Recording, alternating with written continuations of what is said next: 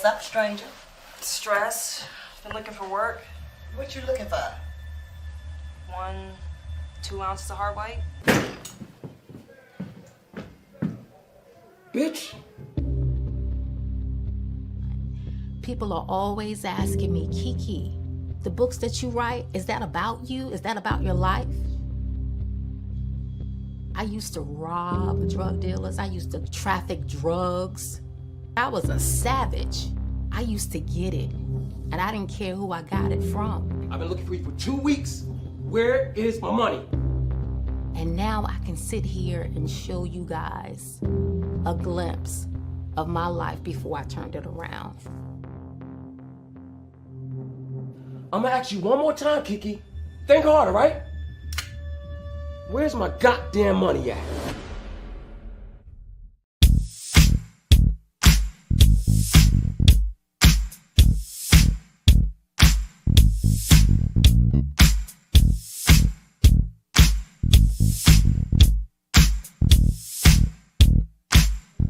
Mrs. Santana, you look stunning. What are you wearing?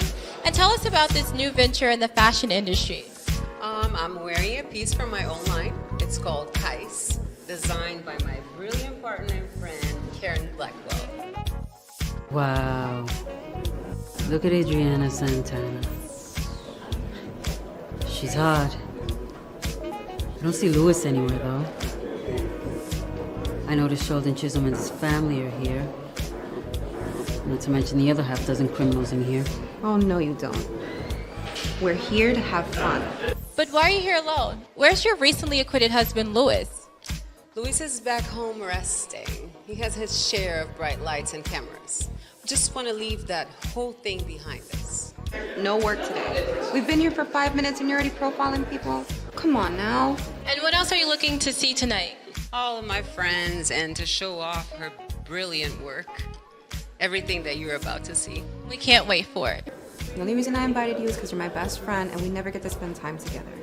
Plus, you're killing it in that dress. Here comes Jess. I wanted to introduce you to.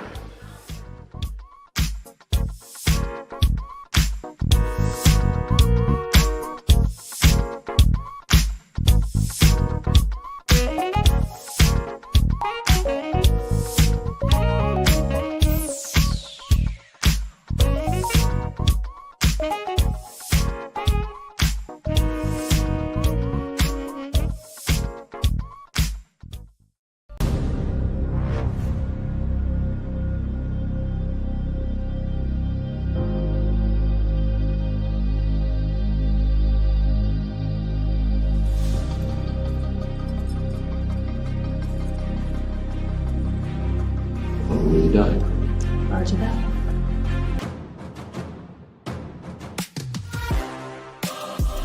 Then why do you have it? She told me to keep it! I'll be out in a minute. Stop with the lies!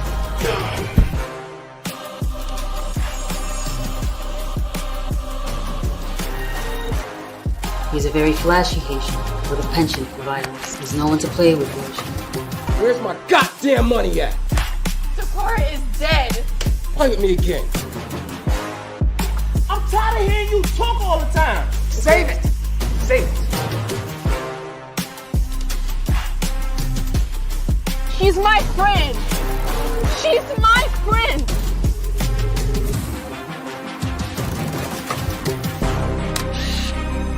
But I will not give up. I will not give in. And I will not get caught. Time to go hunting. And the winner is Wes Clark. Congratulations.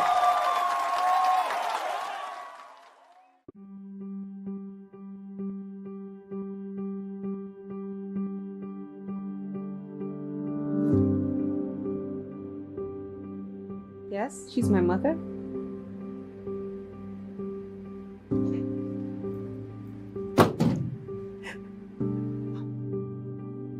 Rock stars. There is nothing like those wild, rebellious party animals. Entry number 60.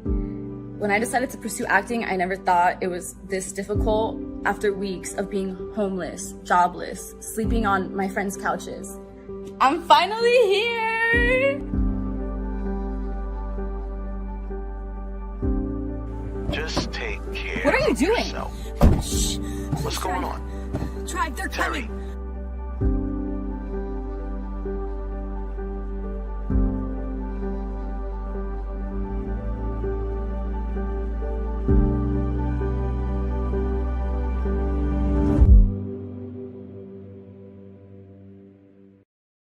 Where have you been? I've been calling you on your cell phone all day. At work.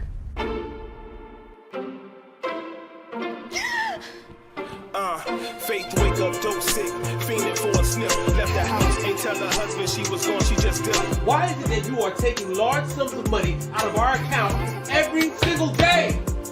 While her family's at home, she's out there chasing that high. Roaming up and down the block, she run into this pimp guy. He's conversating with her, asked her if she tryna make cash. Next thing you know, she's in front of the pink house selling the ass. Then she gets dope sick again. She need that boy, so she out there searching again. She's tired of her life. For years she done wrong. Now she wanna do right. She go to rehab to get the help she need, and she tell her family.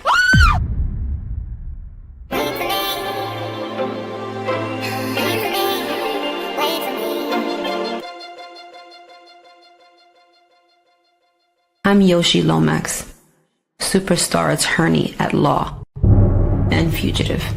So, you're the famous Yoshi Lomax. Probably more infamous. I'm on the run from the federal government for crimes that I didn't commit. Gentlemen, I'm Deputy U.S. Marshal Sharon Starr. I'll be taking things from here. Not to mention being on the hit list of at least 3 of Miami's major crime bosses. I wanted to apologize in person for leaving so abruptly last night. Welcome back. That's Vladimir Kuzetsov, a Russian crime boss. He's been a suspect in over a dozen missing person cases. I mean, I didn't get here to be this successful for doing things the American way. I need a list of the jury for my case with Hanju. Oh, really? What's that worth to you? Oh my God, you're such a...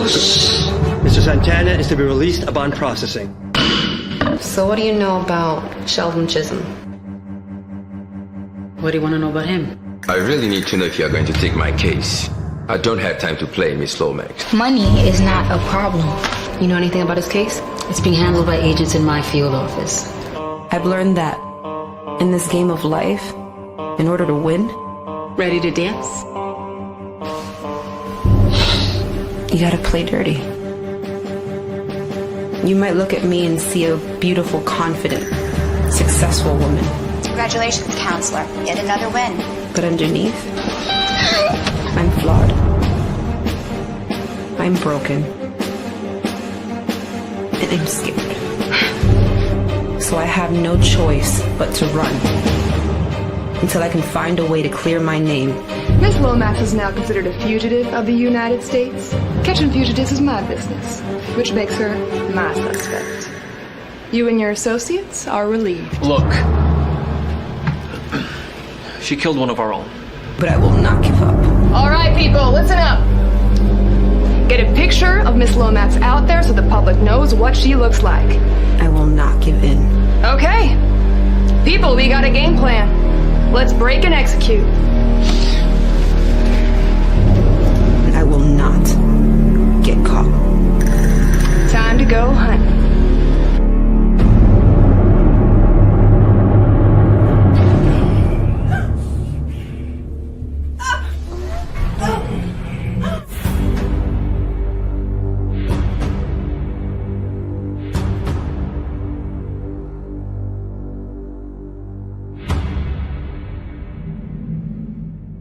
Chastity, the social media influencer and rockstar killer. Maria, from Miami. And Lucy, aspiring actress. Sydney, hip-hop lover and writer, so I'm told. And my quiet one, Mackenzie. Well, hello ladies. I'm Bella.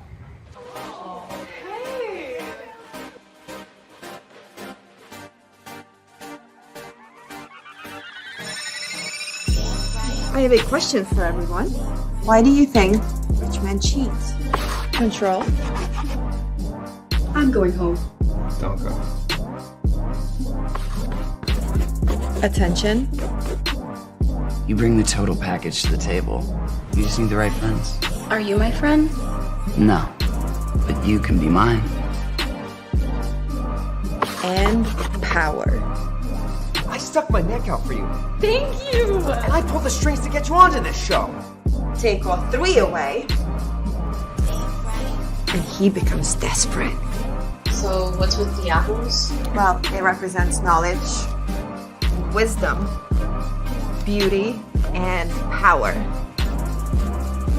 Here, you will learn how to gain ownership of all. I'm gonna send you the money for the ticket, and I already have your room set up at the Palms. You do that, babe. Because once you have possession of the apple, no man alive will have power over you. You make it sound so easy. Oh, it's not easy. Right, look, I'm sorry. Save it! Save it! I get no auditions. I'm gonna stop you right there. I get no callbacks. I really need to get upstairs. They stole all my money. I don't know who the fuck you think you are, but you're no better than the rest of us. Right now they have a do not disturb until this afternoon. If they call you, great. How is he gonna call me if he doesn't? If not, charge it to the game. Make no mistake, ladies. In order to succeed in this game, you must be willing to play it out till the very end. This business is all types of savage. What are you doing? But if you follow my blueprint, I guarantee you will become a millionaire within the next 3 years. Possibly way earlier. So, are you ready to take that step? Another day, another dollar. Ain't about money, don't you holler. 100 miles and racing, and that money conversation been my only motivation, yeah. Hey everyone, it's your girl Catherine Nunez, and you're watching Real Talk with the director and the counsel on the IE Network.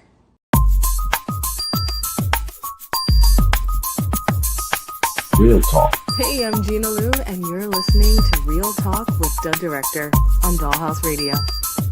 Hey, what's up? It's Logan Browning, and you're listening to Real Talk with the Director on Dollhouse Radio. Real Talk. Hi, this is Alana De La Garza, and you're listening to Real Talk with the Director on Dollhouse Radio. Hi, I'm Diane Franklin from Better Off Dead and Bill and Ted's Excellent Adventures. You're listening to Real Talk with the Director on Dollhouse Radio. Hi, this is Monique Capri, and you are watching Real Talk with the Director on Blog Talk Radio. Hey, I'm Stormy Maya, and you are listening to Real Talk with the Director on Dollhouse Radio. It's Vicky Judy, Orange is the New Black, and I'm here with Real Talk. Yo, what up? This is Jay Ellis, and you're watching Real Talk with the Director on Dollhouse Radio. Keep it live. Hi, I'm Rita Parks. You are listening to Real Talk Radio with the Director. Hey, I'm Issa Rae, and you're watching Real Talk with the Director on Dollhouse Radio. All I'm offering is the truth, nothing more. Nothing more, nothing less. What's going on? Welcome to another edition of Real Talk with the Director and the Jedi Council. I'm the Director. I'll be with you for the next 120 minutes or so. Real Talk is brought to you each and every Monday by B2S Media. We broadcast live via the World Wide Web here on YouTube.com/IE Network TV and Facebook, aka Meta, the social network. Sometimes Twitter, X, or whatever it's called now. Yeah, man. So we're back. Had a couple of weeks off. I hope everybody had a good holiday. Stuff from the Thanksgiving turkey and whatever else you did over the holiday. Yeah, man. So we're back. Thanks for joining us. We got a pretty packed show today. Talk about a few things, some current events, some things that's going on. Couple things I found out before we even came on, just things such as James Gunn. There's rumors flying around with James Gunn's new DCU might be not really having problems, but there's a rumor that allegedly the big dogs over at Warner Brothers aren't really feeling the new Superman trailer. Now, dude said, James Gunn, I read, has supposedly debunked those rumors. So I'm saying allegedly. I don't know for sure, but that's what I read. They said not feeling it. I have my own feelings on this whole situation with the DCU, James Gunn, and I'll express that a little bit later. Also, we'll talk a little bit about the Drake lawsuit. We'll call it that. The Drake lawsuit.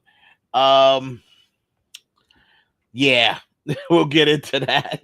I have a theory though. I have a theory on it that kind of like a little bit deeper than what just on the surface, right?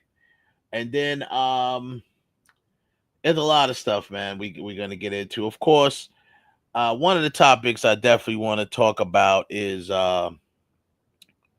the emasculation of the man, specifically the black man, but all men in certain senses, actors, male actors. There's a lot of emasculation in Hollywood, but is it myth or a mission? That's the title. Myth or mission? Is it their mission or is it just a myth? Are people kind of overreacting? The Denzel Washington thing happened with he came out and said that I don't want to use the word he came out. He didn't come out. But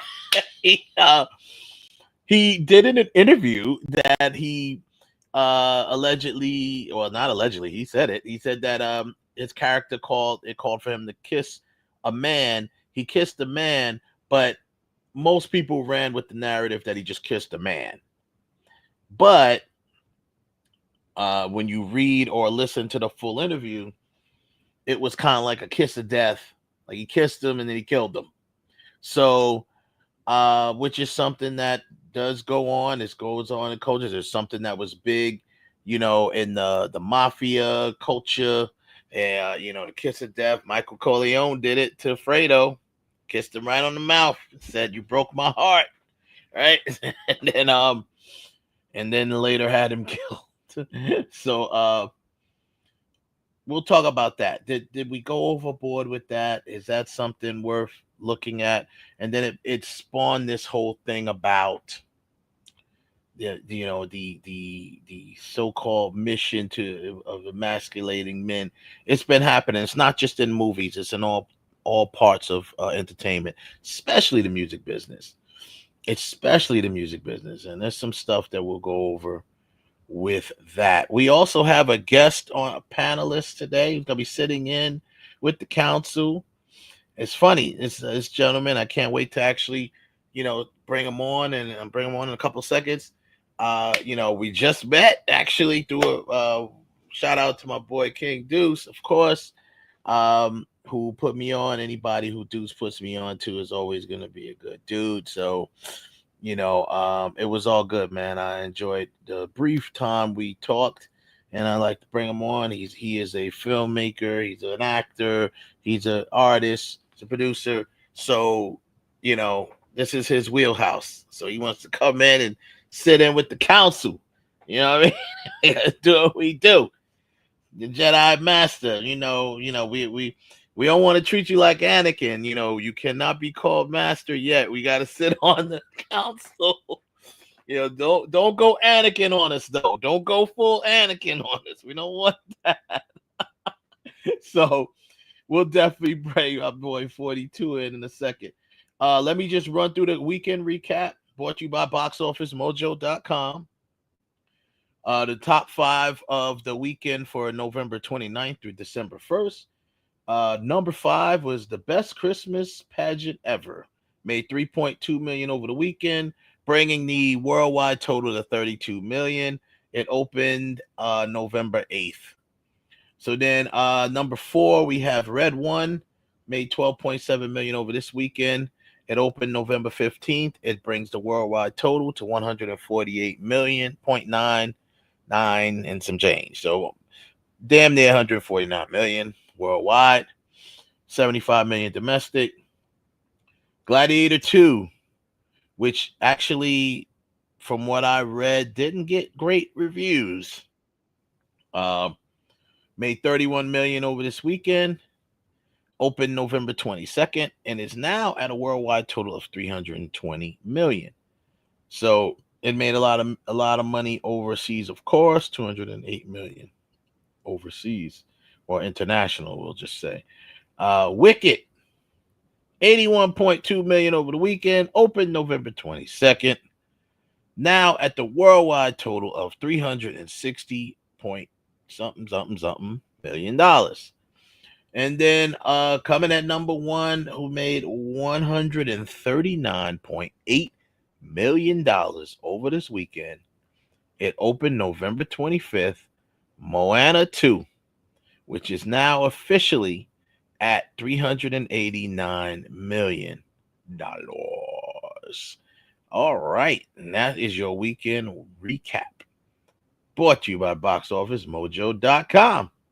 All right, we shout out to the chat room. Everybody came through. We appreciate y'all. You know, we got some newbies in here. That's I'm guessing they're here to support our guest, which is awesome. We appreciate you guys for coming through. And buckle in. We about to get it popping. You're here. You're watching Real Talk with the director and the Jedi Council. I am the director, in case you didn't know. And I brought my Jedi Council with me. If you don't believe me, here they are. Kev, Ralph, you in the building. What's up? What's up, everybody? Hey, what's going on, fellas?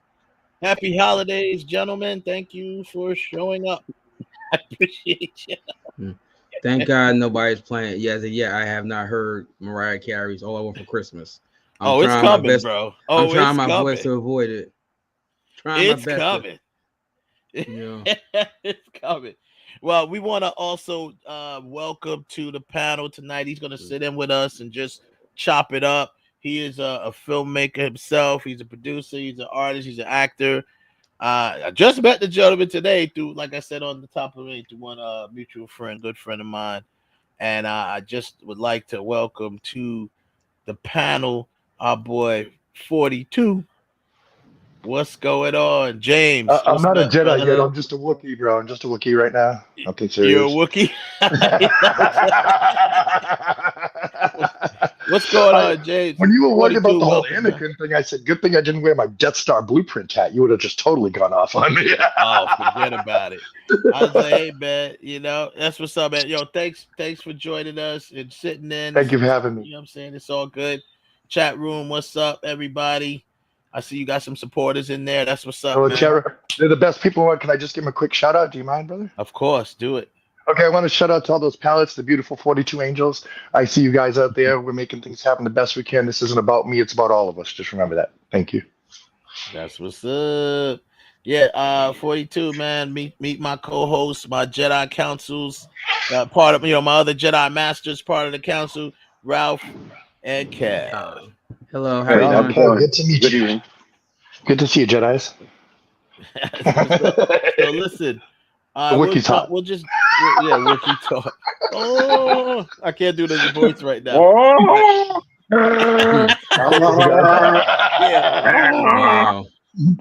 Yeah, we just can't do it right now. Okay, so let's jump right into it. I guess we'll start off with. You got the same review as that movie, you know, like. Yeah, the same review of that movie. The DCU, it's the same review. Allegedly, Warner Brothers isn't too happy with the trailer of Superman. That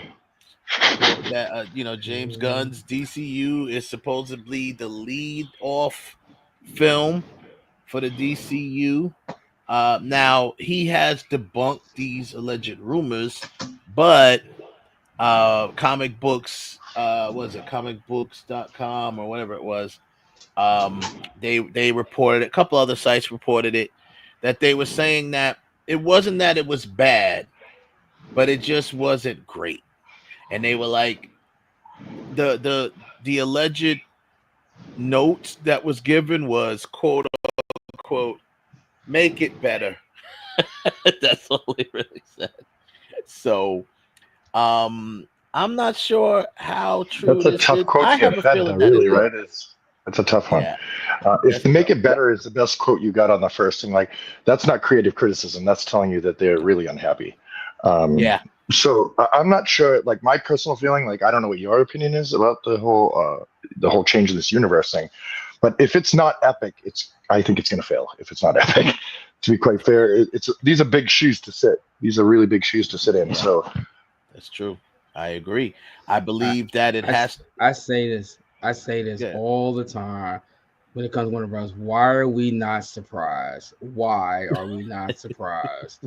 You went, and I am not sitting here saying Man of Steel is a masterpiece. I think it is a very solid movie. It is not a masterpiece, but that's someone's interpretations. However, it certainly did change the narrative of what Superman can be. He did not have to be some sort of clean cut Boy Scout. He could have a little grit and grime to him, have a little attitude, have a little swagger, have a girl, and still be the guy. And now you want to come in and you want to change that because you got tired of Snyder and you wanted to get rid of Snyderverse. Well, now you're doing the Gunverse, and is it going to be worse than what Snyderverse is? I seriously doubt it. I'm sorry. Are you going to be better than the Snyderverse? I seriously doubt it. But I'm glad you made that quick correction because you know what was about to come, right? Yeah, that's yeah, what we I were about to get go ahead. upset. We were all going to get upset a second. Right. Now I'm not now mind you, I'm not sitting here saying that Gunn can't make it better than the Snyderverse. I'm not sitting there saying that. What I'm sitting there saying is that you already had something that you planted the seeds that could have been that was great. And you should have just continued along that storyline. You know, there's a lot of bad blood between Warner Brothers and fans, between the actors and Warner Brothers. But there's no bad blood between the actors or fans of Zack Snyder. It's the other entities, you know. And now you want to bring James Gunn, and I get it. He did fantastic work with Guardians of the Galaxy, but see, he started Guardians of the Galaxy when there was nothing there. Like he's the only images that you are bringing in after Snyder, and I gotta admit, Snyder had a much easier case because he brought his version of Superman after Superman Returns. He did not bring it in after Richard Donner, right? So he had an easy way because of although there were parts of Superman Returns that was good, it was a so-so project. There were elements that were good. It was so-so project. Now you come in and you giving us something way different. And now you want to go back to the drawing board once again. And when you shouldn't have had to go back to the drawing board once again. It's 2025. You don't need to go back to the drawing board once again. You could have just continued. I almost feel like they already did this when they tried to do Daredevil. Like that was the same kind of vibe where they tried to rewrite something that was already pretty solid, and it didn't feel very good. Yeah. Wow. Yeah. I mean, I'll say this. You know, James Gunn. I'll say this. James Gunn, number one, is a good writer. He is a good writer. He's always been a good writer. Hell, he's worked with Snyder before. He's the one that wrote the Dawn of the Dead. Yeah, he wrote Dawn of the Dead. So he's worked with Snyder before. He knows how that goes. He's a good writer. Always has been. I say he's a decent director. I'm not gonna jump out of the window and say he's a great director, but he when he knows the property and he's locked in, he's good. Now to me, Guardians of the Galaxy, he did well on that. Part 2, not so much.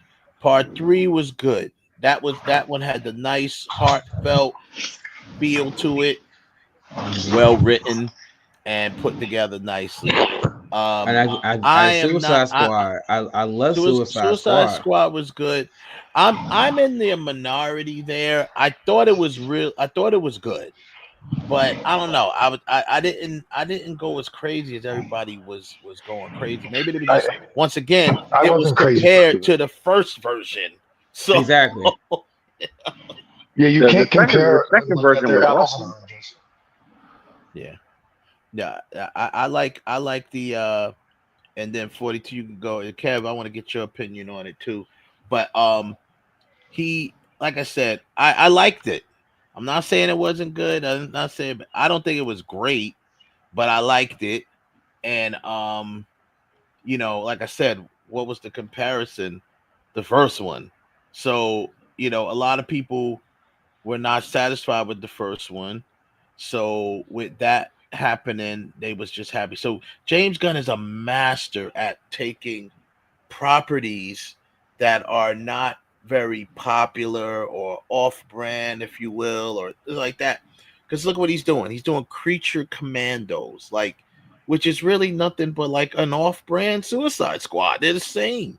Even Amanda Waller is in it, you know. So they're just like another Suicide Squad. So I mean, he's did that. He found success with the Guardians of the Galaxy, because when that first happened, I was one of the naysayers. I was like, "What the hell? The Guardians of the Galaxy?" I mean, I knew who they were from the comics, but I'm like, "You got to do a movie about them?"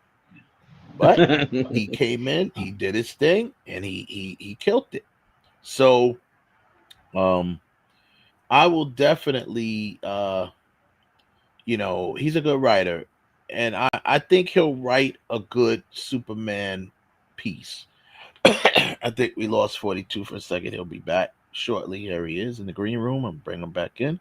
All right. Boom. Sorry about Voila. that. I had a little glitch on the internet. I picked up my laptop and there it went. Glitch in the Matrix. Yeah. So let's talk about the universe change. This will happen, I think. Yeah.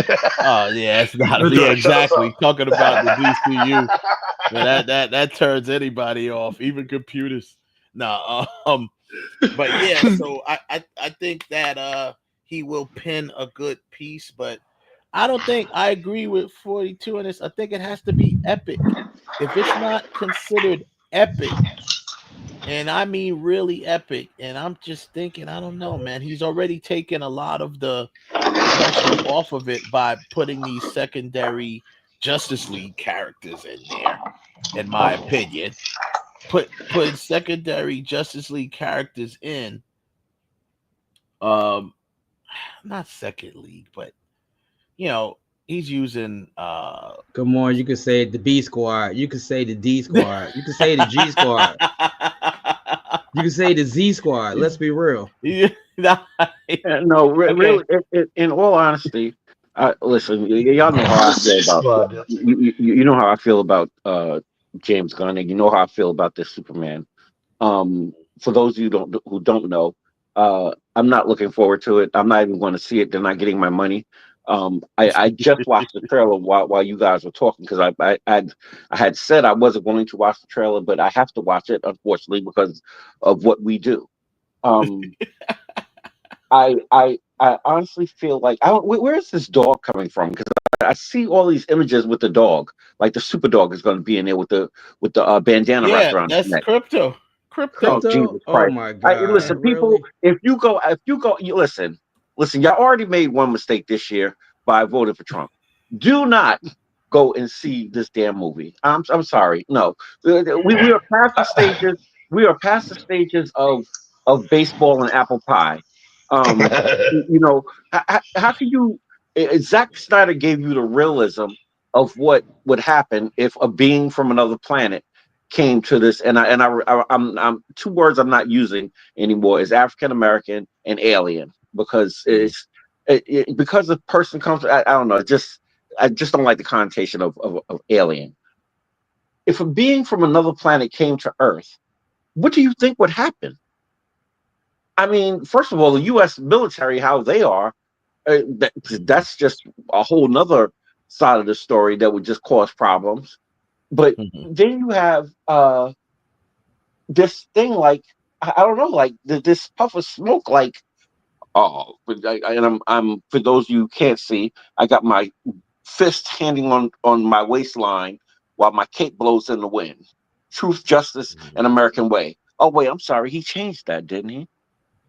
He did actually. I don't know if he's gonna change it back, but he did change it, because they had changed that whole thing as truth, justice, and like brighter tomorrow or something like that. I don't know. Why mess with that? What Truth, the hell is this? justice, and the American way. Yeah, what is this? An episode of Sesame Street? Looking forward to brighter tomorrow. Come on, man.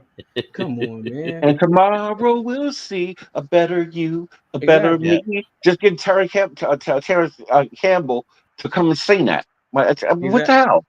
Exactly. Oh, it looks like we lost West for a second. I'm sorry. I haven't seen this trailer. I will take a look at it. I didn't realize the trailer was online, but I'm just like, I mean, they made his eyes look great. I'll give them that much. I love the red eyes, but you know, it seemed like almost every clip in the trailer had him with red eyes. Like we're gonna be sold on his heat vision. Now maybe he was just since Warner Bros. Was woke. Maybe it's that when you see Superman, he's always high. That's why his eyes is always red. I don't know. I don't know. You know, like I said, we're gonna give it. I'm gonna take a look at the trailer. 42. You're 42. I think you're on mute. We can't hear you. Let me unmute him. There you go. Can you hear me all right here? Yeah, there you go. All right, well, say what you were saying again, 42, because we didn't hear you.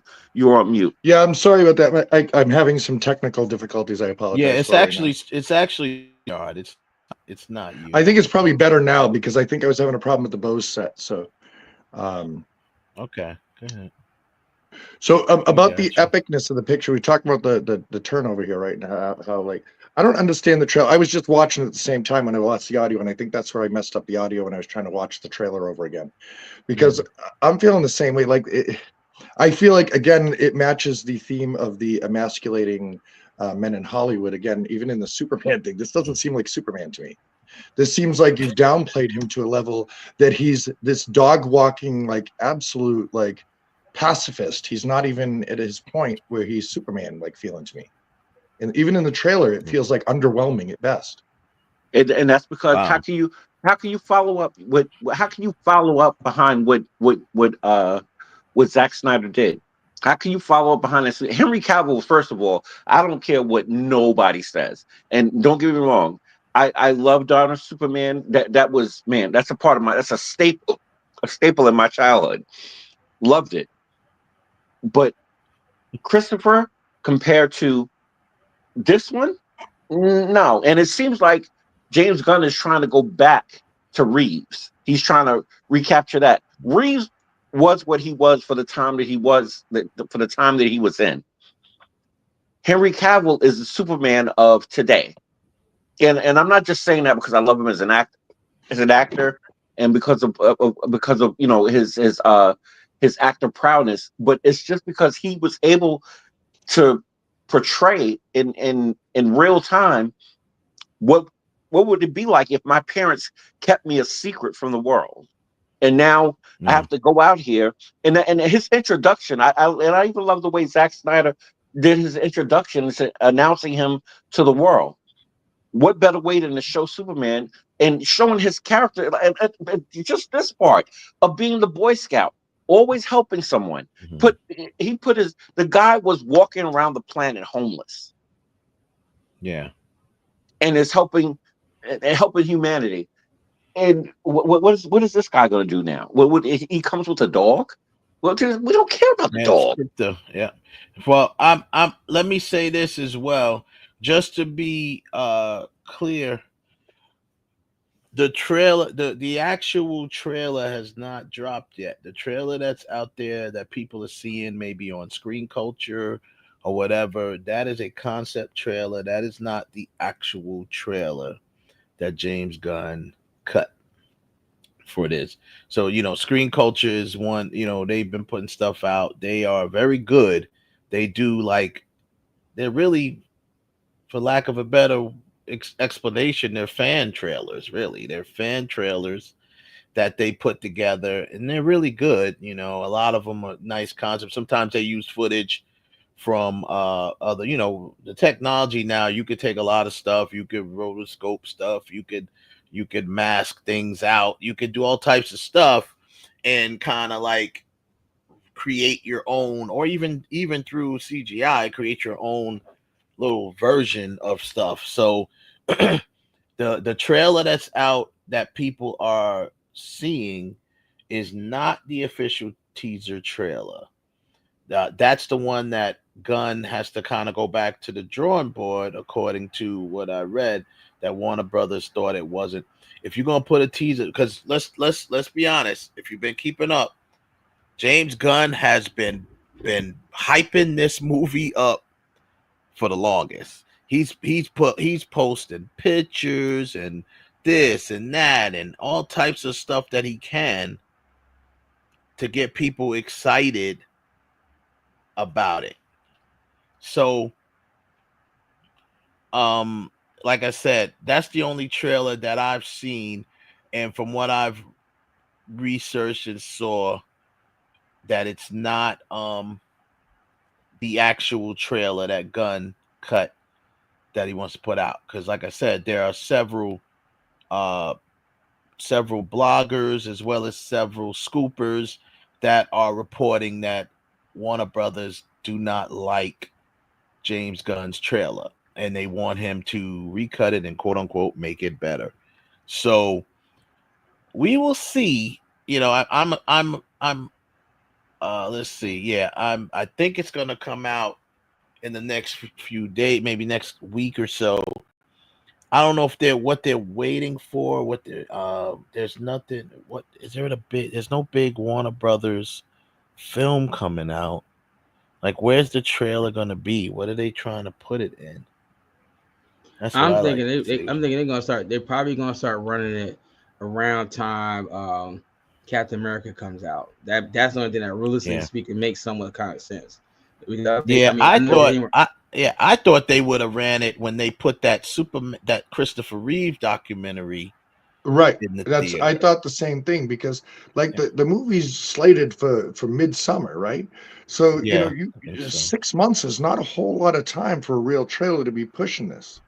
Yeah. Like you're changing a whole bunch of conceptualizations of how this universe is functioning, how these characters get along, their relationships with people, the reason he's here in the first place. There's a whole bunch of things that are changing, and you're going to give like hardcore fans 6 months to really absorb that. Seems like pretty brutal to the fan base. Yeah, I think so. I agree with you there. I mean, because obviously, you're trying to bring it back to whatever it is you're changing it to.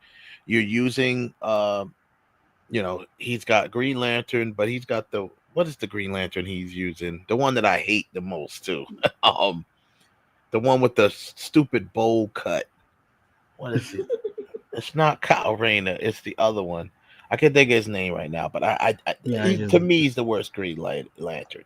But however, I understand why he picked that Green Lantern, because from the comic books, that particular Green Lantern, if I remember correctly, has a pretty dark beginnings. Like, he comes from humble beginnings. He's, he has like, I think he was like abused as a child, or like, stuff like that. So that particular one is something that James Gunn would probably like to really sink his teeth in and write something decent. I'm sorry, Wes. It's Guy Gardner.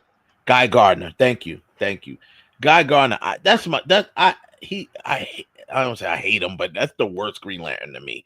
But what makes him different is his overall personality, because he comes from such a violent background, beginnings and stuff like that. So, okay. So am I under the impression that even with the fan base trailer, I'm just trying to clarify, if you don't mind, Wes, I'm just trying to really get in my head. And so am I to understand that this whole concept is just him basing heritage? This whole movie is supposed to be a heritage-based movie? He didn't go into. He hasn't released a lot, which I guess is a good thing. He hasn't released too much about what the movie itself is about. It is about. I think what Kev said is kind of on point. He's really trying to recapture the essence of innocence. The innocence of Superman. Yeah. Right. The essence of the Boy Scout, the innocence. That's why the picture, that poster of him with Crypto sitting on the moon, basically, looking at, which is a real, that's from the comics. That's a comic book image that they recreated, where Now, there's where Classic. him and Crypto Classic. sitting on the moon, looking at the Earth from sitting on the moon, right? now here's the thing with that. Let's just take that image in itself. It's almost like God, I hate to say this, but I'm gonna say it anyway. It's almost like he's trying to make Superman great again. Right. but when was Superman ever bad?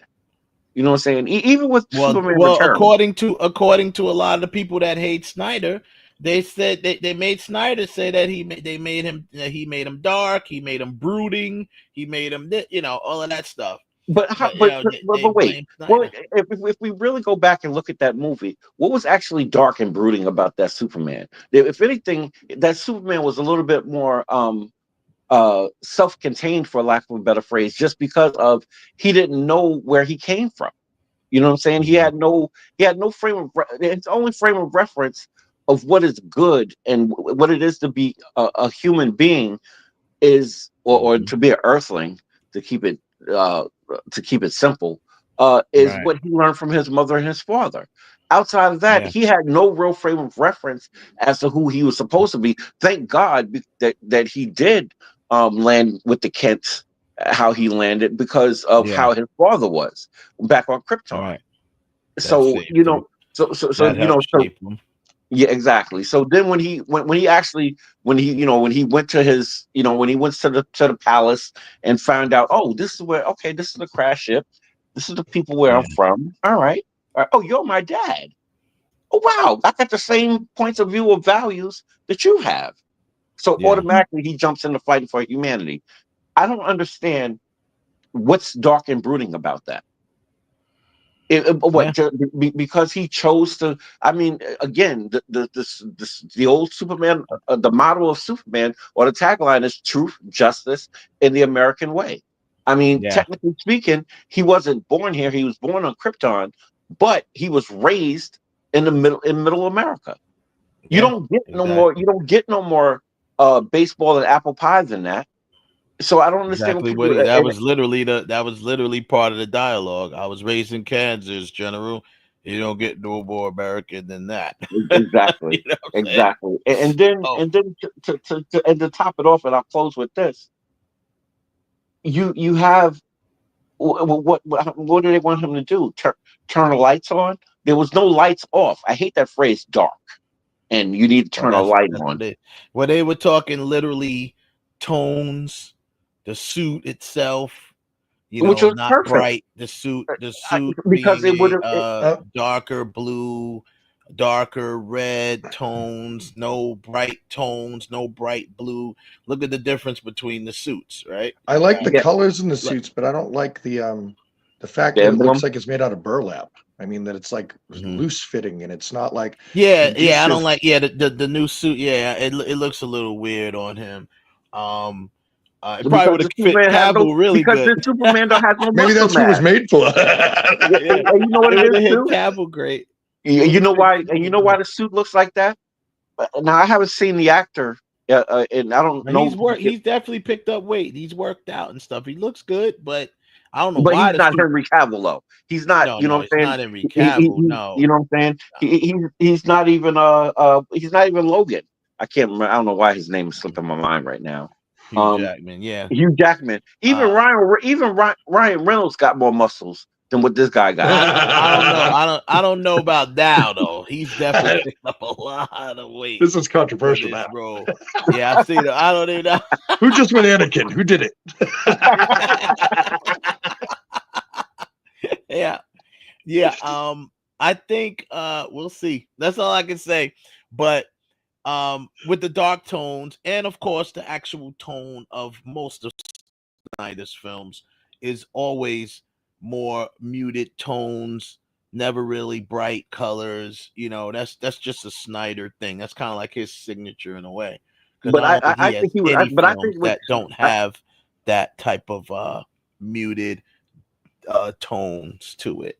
But you know what I think though? Because even if you look at well, no, you can't really say that about Justice League, because even in the Zack Snyder cut, when they got towards the end of the movie, It wasn't there wasn't a reason for there to be a beacon of light, or for it to be light of a lighter tone, because of what was going on. You got you got Doom who wants to come and take over the planet. Then you got the regular villains running around acting crazy, and then you get what's his face dropped in the middle of in between Gotham and whatchamacallit in what was the Batman movie? Oh, Batman versus Superman, B versus V, B versus S. You know, I mean, what's going to be light about that? I mean, and it's nighttime, so I mean, Well, I even mean, with well, the that like I said, because of that, a lot of the movie took place at night. Most of that movie, Batman vs Superman, a lot of it was taking place at place night at night, yeah, because of the element of Batman. That's the Dark probably Knight. why. Right, that's probably why. But like I said, we know that Snyder is famous for, that's kind of like part of his signature. He has that muted, tones and darker tones and But it stuff like still looked that. colorful. I mean, even go back to 300 and look at 300. As dark as that movie was, in reference to tone, it was a bloody masterpiece. I mean, it Oh was yeah, directed so he's good at well. what he does. I just rewatched Watchmen the other night, and Another good one. because I watched the Watchmen, and I'll say this quick, and we'll bridge over to another topic. But I watched the animated version of Watchmen, and I saw someone who made a comment, and I agree with them. What the hell was the point? It's the exact same movie, almost shot for shot. It's just animated. So I'm like, Yep. what? It That's was fair it was enough. to take Point? it was to take Zack Snyder's name off of it. They're doing everything they can. Probably. They're doing everything at what they can, like what they used to do in the in the medieval ages and in the early days of Egypt. If you want to get rid of somebody, you know what you do? You erase their name from the annals of history, and you just slowly start to wipe them out, or at very least make them a smear. So what are they going to do? Right. They're going to take, oh, he did that. All right, all right. Well, this is what we're going to do. We're just going to eradicate anything that was him. And what did Snyder really do wrong? I mean, the guy even came back to work for a little while after his kid was shot. I mean, they killed themselves. So I still don't understand what the executive hate train was for him. I mean, I think it's like they were. I think a lot of what's happening is like we're talking about Snyder versus his Gunn thing. Is Gunn saying that the only involvement that's going to be intervened from the studio would be him himself, right? Nobody else is going to really intervene. Where the right. difference is when Snyder was going, the whole studio had a whole lot more say in what was happening. Yeah. So Too much. Gunn's being given a whole lot more freedom to do this, to be fair, which gives him a lot more freedom to also mess up, but it also gives him the freedom to do well. And I think in this building, with my beginning thought of it has to be epic, I think to launch this kind of into like a Superman epic, you have to kind of push him into the universe like this into a new way. I think he's very capable of this. He showed it in the Suicide Squad type of directing. Like he was talking about, the 300 directing is unbelievable. Like it's very hard to come close to that kind of directing that Snyder's done. However, the studio had, like we said, a ton of involvement. A ton. Yeah, too much. They had too much involvement, and we'll never really know why that whole thing was. But I think my final prediction on it is, I think honestly, it's gonna do some decent numbers, but it's not gonna do epic numbers. I just don't see it doing The epic. hardcore fans are going to be there anyway. I'm sorry. No, I'm sorry. It's if that trailer, although some of it, because I just don't looked at believe it, that trailer though. I don't. I know I see a lot of the trailer is from the Man of Steel, right? But if it doesn't come out and be epic, social media is going to like fire. If it comes out to flashlight numbers, you're right. It's a bomb. And then Warner Brothers really needs to really start thinking, maybe we need to sell this product off, because for whatever reason we just can't seem to do it right. And it stuns me that you guys can't get this right. Right, you can get the individual characters right. Like you can give us a good Superman movie. You can definitely give us. You can very give us a damn good Batman movies. You gave us a damn good Batman show that didn't have nothing to do with Batman. Right, but as a collective, you guys just can't seem to get it right. I kind of felt the same way about the Flash movie. Like it was a good Batman film without being a Batman film. You know, like it was right. cool. I mean, and I like the Flash. I mean, I have seen it many times. I like what they were trying to do with the Flash. I thought it was, and I got to give Warner Bros. A little caveat. If it wasn't for the whole Ezra Miller thing, maybe it would have been different. Maybe I think the negative feedback to that just tanked the movie. But take that away, I thought it was a very good movie. Yeah, but it was. You are coming with Man of Steel.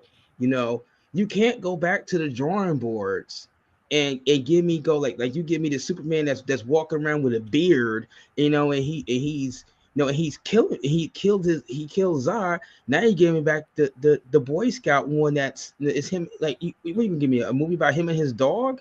I don't care about him and his dog. I don't. So I don't give a damn about his dog. Is that Kevin? Is that Kevin? That's Ralph. Yeah. Okay. Oh, well, so that was can Ralph I ask you talking, then? Because I like the outlook he's feeding. Because I don't know you gentlemen too well yet, so I apologize. Oh, I'm Zoltar. I'm the one on the bottom right. I got you, Zoltar. I got you. He's got the That's Kevin. That's Kevin.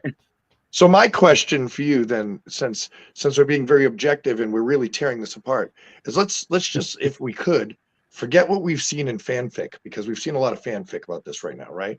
Yeah. So if Zoltar was to create his trailer out of what he believes that Mr. Gunn's going to do, I want to know what you think it's going to look like. I want to see what your conceptualization of how he sees his universe is, I guess.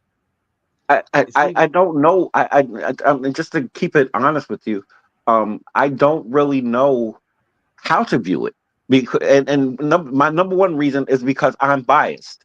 I am very Snyderverse biased. That's fair. And just because of the you know what, and I don't want to say that I don't like James Gunn. I like James Gunn. He's an excellent writer. I'm a fan of horror, and his version of Dawn of the Dead, he wrote that masterfully. I mean, it was dope. It was not a it was, and then Zack Snyder directing it. That's my point. Like, if what better way for him to be like, you know what, I'm gonna write this, but Zack, can you direct it? Because we've done great in the past, so why can't we do that now? So I mean, to like answer your question, I don't know how to feel about it. And also, again, I'm biased by what he did to Henry Cavill. I don't like the way they gassed this guy up.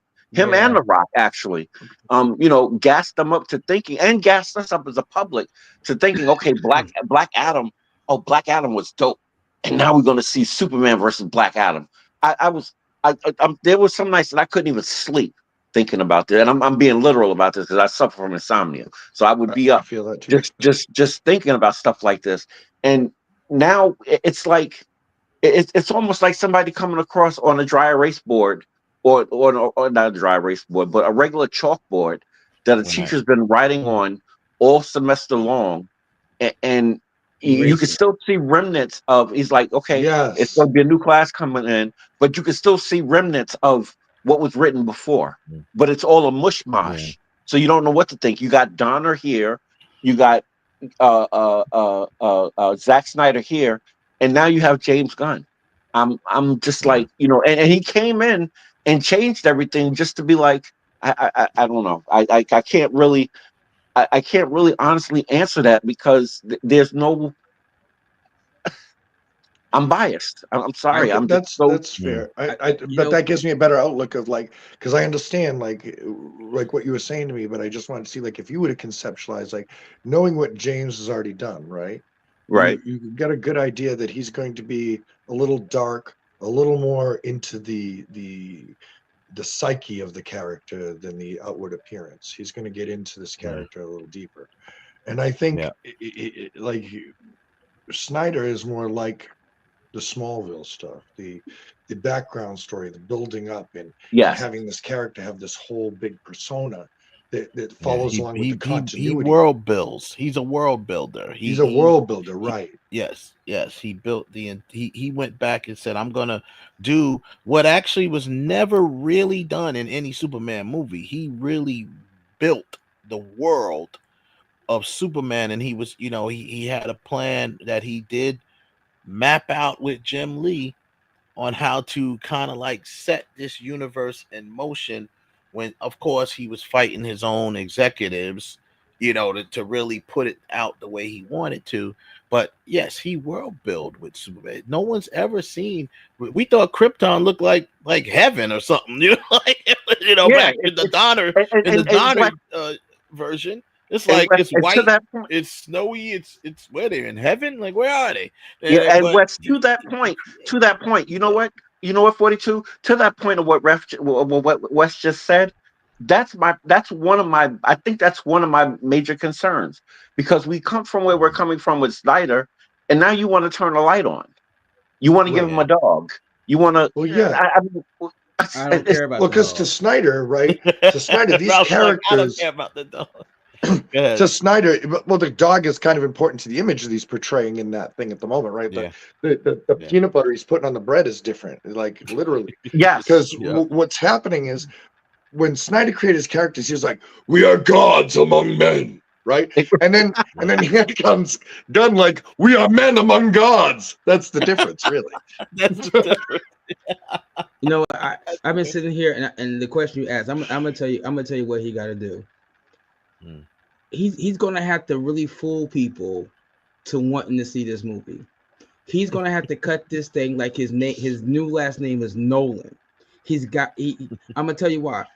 When that Oppenheimer trailer came out, okay, most people didn't know nothing about what the hell this movie is about, right? But the trailer made you say, "Yo, this thing gonna be epic." You didn't know it was 3 hours long. You didn't know it was about the atomic bomb. All you knew, because they gave you the sense that it was a sense of power, that for whatever reason you need to see this movie. He's gonna have to do that with Superman. He's gonna have to cut the trailer with like, "I need to see this movie. Not that I gotta see it. I want to go see it." If you come out and you have that feeling, which now you are tricking the audience into saying, "Hey, I know you guys will see it anyway, but see, now I'm telling you, you gotta go see it. It's mandatory that you need to be there on opening night at 8:00 with your bucket of popcorn and your in the popcorn, in the $30, $40 popcorn bucket, and your three refilled jumbo sodas and your nachos. You gotta be sitting in that order, because you're about to see something that you ain't never seen before. When his official trailer comes out and I don't have that feeling, it's almost a wrap. You got to convince me that I need to see Superman, and not that I need to see it opening day. I need to see it with the fans, the hardcore fans, the softcore fans, the Smallville fans, the Snyder fans, the Donner fans. I need to see it on an IMAX screen with 3D glasses. Superman and Lois fans, that's a big fan base too. The ones I think the Lois choice is amazing. Can I just add that? The what? Is it? I don't know. I think she's going to do amazing. I really do.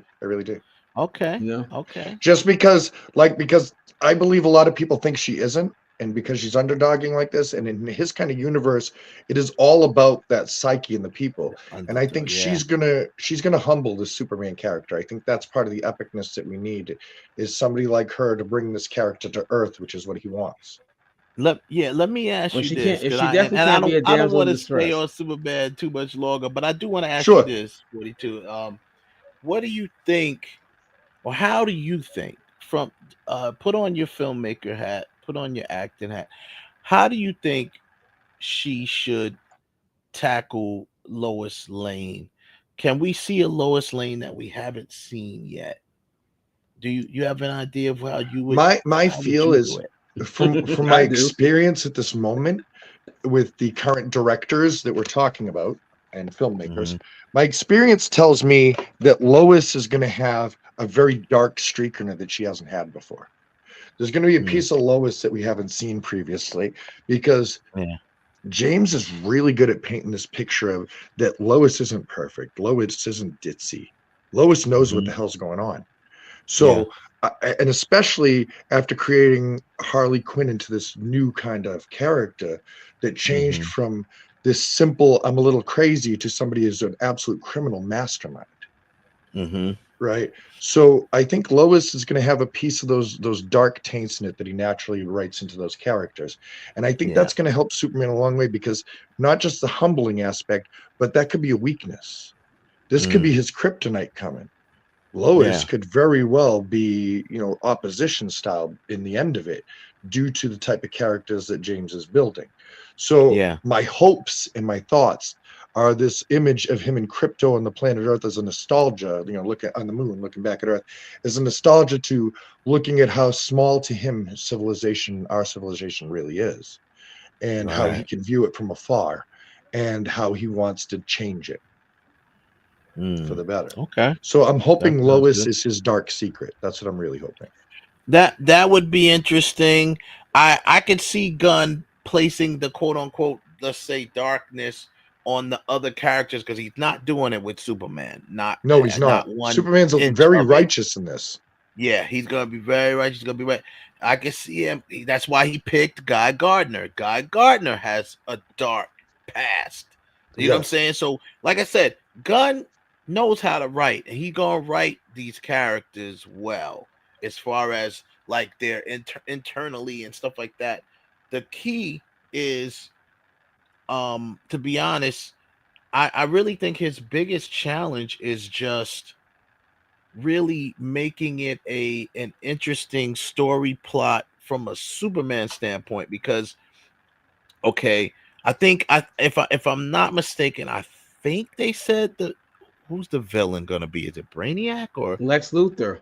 Lex Luthor, yeah, it's gonna be Lex. Lex Luthor's in this too. Yes, and Lex is one of my favorite. Oh, that's right. Villains, Yeah. So let's be. Yeah. No. That's also another thing that's going to be very difficult for me. Yeah. Lex is going to be very difficult for me to wrap my head around after the Christopher Reeves era stuff. Like I'm going to have a really hard time wrapping my head around a new Lex. Lex is ingrained in me so deep, even more than Superman is. But see that's not my thing. Why bring up Lex Luthor? Batman got a whole bunch of other people that we have never seen. You said Brainiac. Why don't you come and give us a? But it's gonna have to be multiple, because the Justice League is in this. No, Justice you League don't. Is not gonna be fighting. No, you don't. Lex Luthor. No, but James is also a buff, like with the history, right? He's kind of a history buff on this. Exactly. So let's be fair. If we look back to when Superman was trapped in the mirror, as an example, right? Now Lex Luthor put him up in there, right? So what if this is one of the fragments? This universe is one of the fragments from that original mirror. Mm-hmm. Right. But my thing, okay, James is dark. My thing is this. But my thing is this. It's the same like when the Dark Knight, when Batman came back. Right, you gave us Batman Begins. You didn't give us the Joker. You brought the Joker to the second part. You gave us somebody different that we didn't see. And even Man of Steel, I mean, you brought back Zod, but Lex Luthor isn't even mentioned in it. And you see like a little hit of Lex Luthor, but he's never mentioned. Why, if you're going to have a new reincarnation of Superman, why not give us a different villain than Lex Luthor? You could have got with anybody else to give us a different villain, and then Lex Luthor is sitting and saying, now I'm taking a look at him in action, yada yada yada. Now I gotta step into it now. And then, so the second Superman sets up the fact that now he's got to deal with whatever crazy crap Lex Luthor's coming up with, where he's trying to sink the California or melt the polar caps or whatever the hell he's trying to do. That's what I'm saying. But I let me say this. I brought up the cast again just so I can refresh my mind, because I kind of put this whole thing out of my head for a while. So obviously we know Nicholas Hoult is Lex Luthor. Now we have Maxwell Lord is Sean Gunn, his brother, is playing Maxwell Lord. So we know that Maxwell Lord is a villain as well. Also, I saw something about you got Rick Flag, right? Rick Flag is part of the Authority? But he's another one that's kind of like Rick Flag. Wasn't he with the didn't he die in the Suicide Squad? Well, I mean, didn't this he die? is not the DCEU, so this is the DCU. So but what Why does it seem to me like Anthony Carrigan would have been a better Lex Luthor? I mean, like, yeah, right. So you got him, you got and I remember I read something about the Authority being a possible part of like one of the villains, and it's gonna have to be some sort of multiple threat, because why would the Justice League be in it? You know, like the people that he has, and let's just for the record, we know that we're gonna have Guy Gardner, Nathan Fillion is Guy Gardner. Yes. Then we have I think it's gonna be Hawk Girl. Yes, right? Hawk Girl's there. Yeah. Hawk Girl's in it. Kara, who is Supergirl, she's gonna be in it. Mr. Terrific, which is yeah. And that's all I know as of right now. I didn't see anyone else. Mr. Terrific, who was just basically Rex, Jimmy Olsen, of course you can have Jimmy. Well, of course, Jimmy Olsen. Right. Because he's going that deep.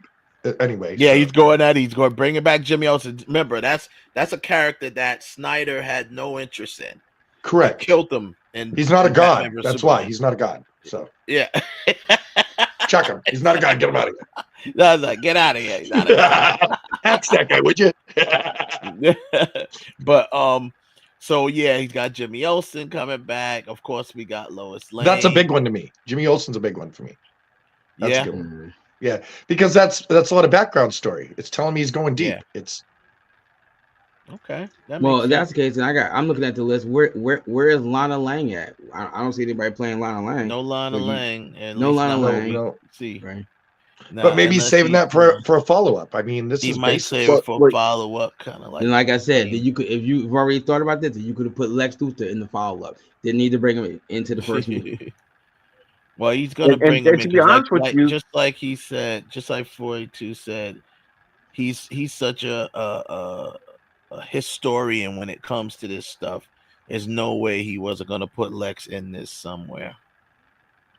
I mean, if you're going with Lana Lang, I mean, then why even have? I mean, to me, again, I don't know where he's going with it, but he's even got Miss Tessmacher in it. He's even got Miss Tessmacher.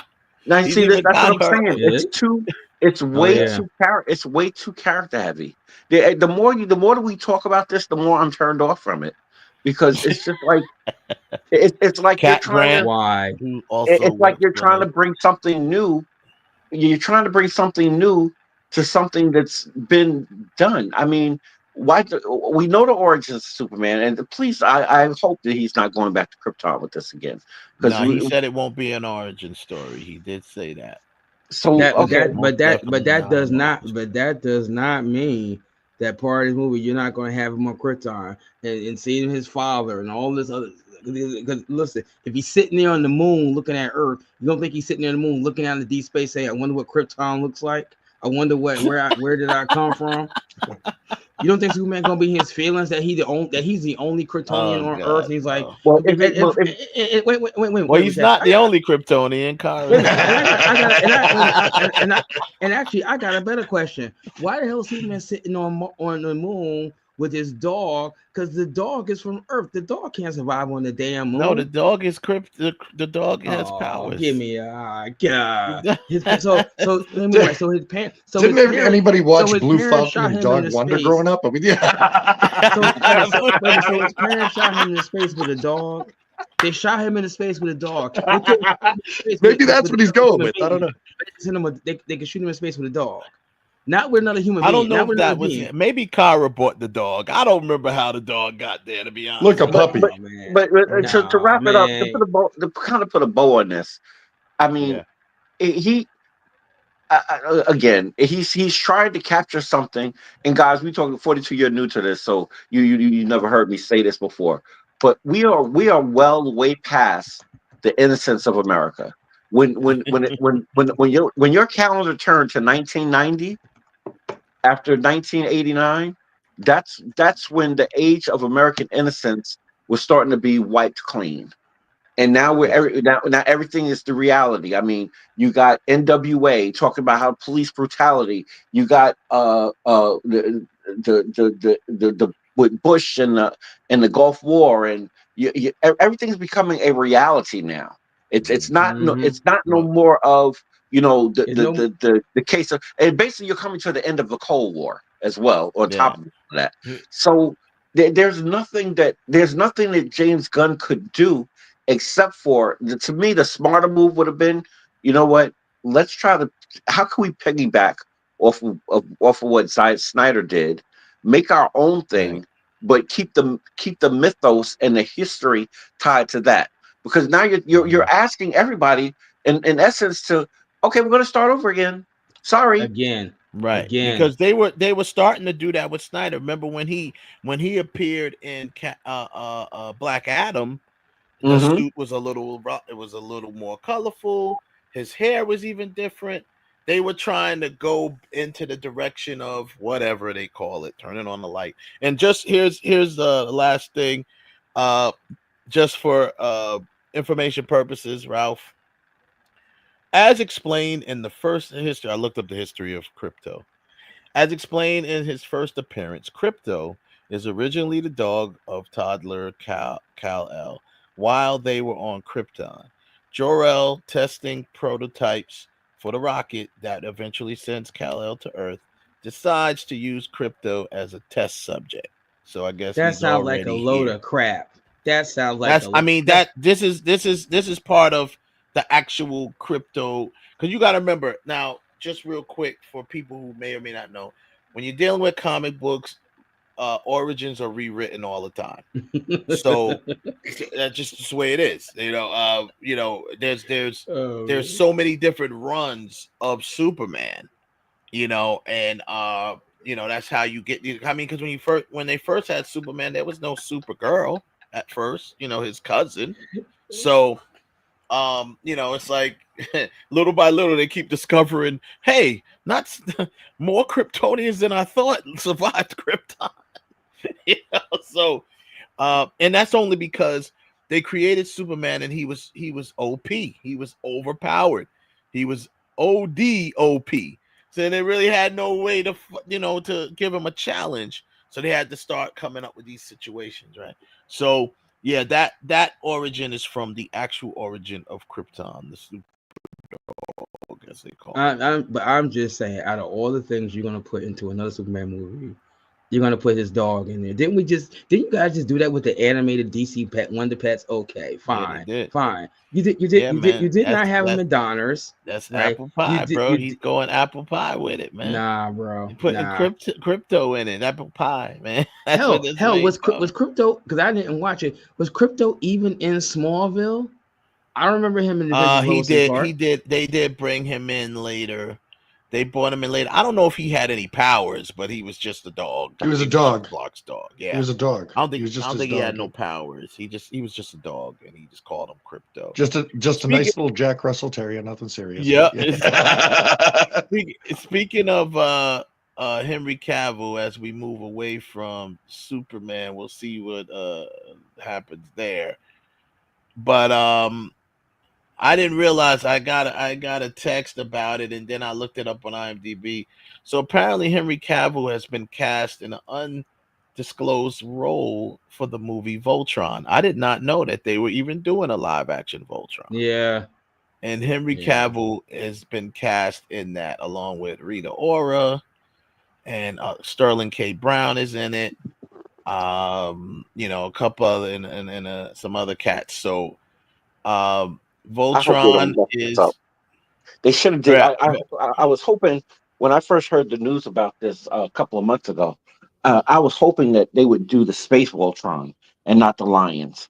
I don't know which one they're going with. But if they're having a mixed cast with Sterling and with the cast that you've been announcing so far, that would seem better for a Space Voltron than it would be for the Lions. But I don't know. We got good. The only synopsis they got, the quick little log line is: to combat an alien invasion, a special a special combining robot is created with an elite squad to pilot it.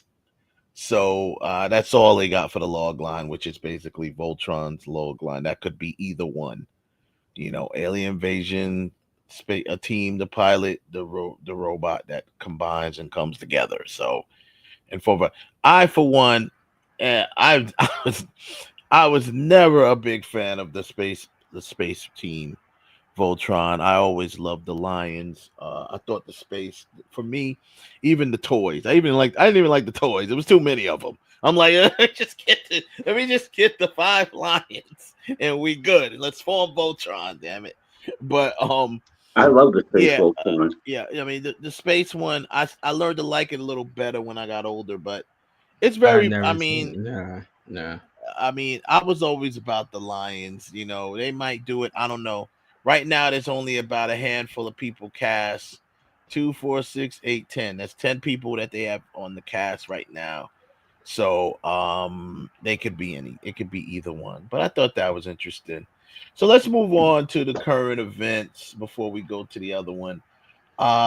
So everyone probably knows by now that Drake,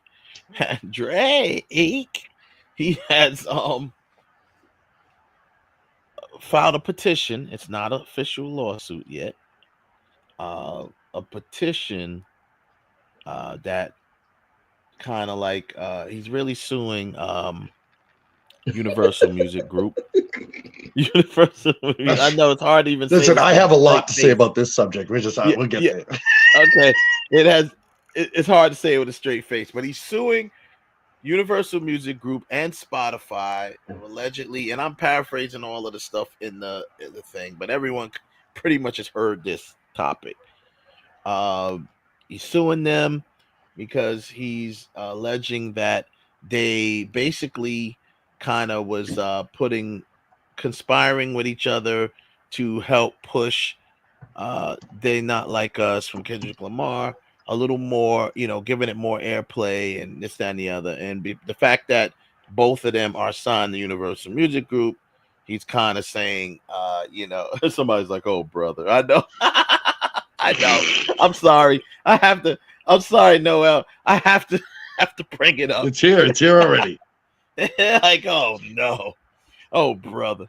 Yeah, so basically he's saying that because then he came back with a second petition that kind of connects with it, saying that not only that they're promoting, they were extra promoting the song, giving it more play, basically giving it like ghost views, with using bots and things of that nature, with like they don't use it for him either, but they all use it, but that's a whole nother story. And the industry, and he said defamation. There's a defamation lawsuit attached to it, saying that because Kendrick Lamar had the lines in there about him being. On that, I close my laptop. Let's continue. And we'll say this because YouTube acts all crazy, so let's make sure we address these things as P word. We can't say the P word. Can't say the yes, P you word. can. Yes, you can.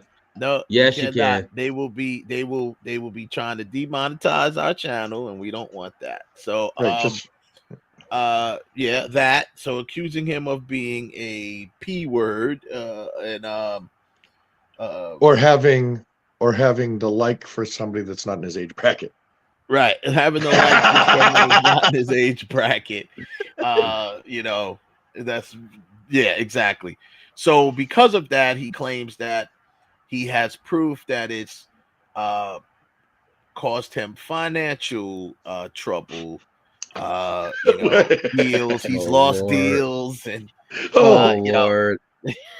Look, it man, really doesn't look good for Drake. Hey Drake, get the tampon, man. Stop crying. Stop crying. This is part of hip hop, and I know that a lot of the current rappers or hip hop artists who don't know the history, But this shit has been going on since people first started scratching records. All right, y'all don't remember LL Cool J and the people that was battling him. Cool Mo D versus Cool Mo D. You don't remember? You don't remember? But see, everybody you hit him with remember the death Nas. blow. Yeah, everybody remember Nas and Jay-Z, or better yet, Tupac and Biggie. Yep. As long as it doesn't come to guns, fine. But this is just part of hip hop. We diss people. Hip hop is all about diss tracks and one person trying to say they got more words to make somebody else feel bad than the other one. So Drake, just grow a pair of balls. Grow a pair of balls. It's not if anything, you should be thanking him because frankly, it's keeping your name out there way more now than what it really need to be. I'm just saying. Well, that's my opinion. Well, with what he's doing, to me, this is like when 50 Cent throws somebody the alley oop. 50 will say something crazy about somebody and really don't have no feelings or bad ill towards a person, but he'll throw them the alley oop. Yeah. And there've only been a handful who have actually been like, you know what, I got the alley oop. Let me slam dunk this thing. What Drake should have did with after Kendrick made "They're Not Like Us," which I don't think the song is that great. If you ask me, it's all right. It's catchy. It's an okay song, but it's catchy. It's catchy. It's a reasonable commercial release. Yeah, but what I will give Kendrick credit for is because of the way gang culture is in California. Now, whether you're in a gang or you're not in a gang, if you're from California, guess what? We all in the same gang. They established that when they had the first. He leaned in on that. He leaned in on that whole culture. Yeah, and he really he was smart for doing it that way. And also, I think it was fair to add that. And I also never was a big fan of the song itself. I did like the video. I actually I didn't start liking the song until I saw the video. I think the video is very well done. Once again, very strategically put. He's got little hidden messages in there, little subliminals that he's putting in visually while he's, going at Drake verbally. He's putting a lot of visual messages in there. Very well thought out video. Painting a good picture. He's good at his videos. Yeah. He's good at that.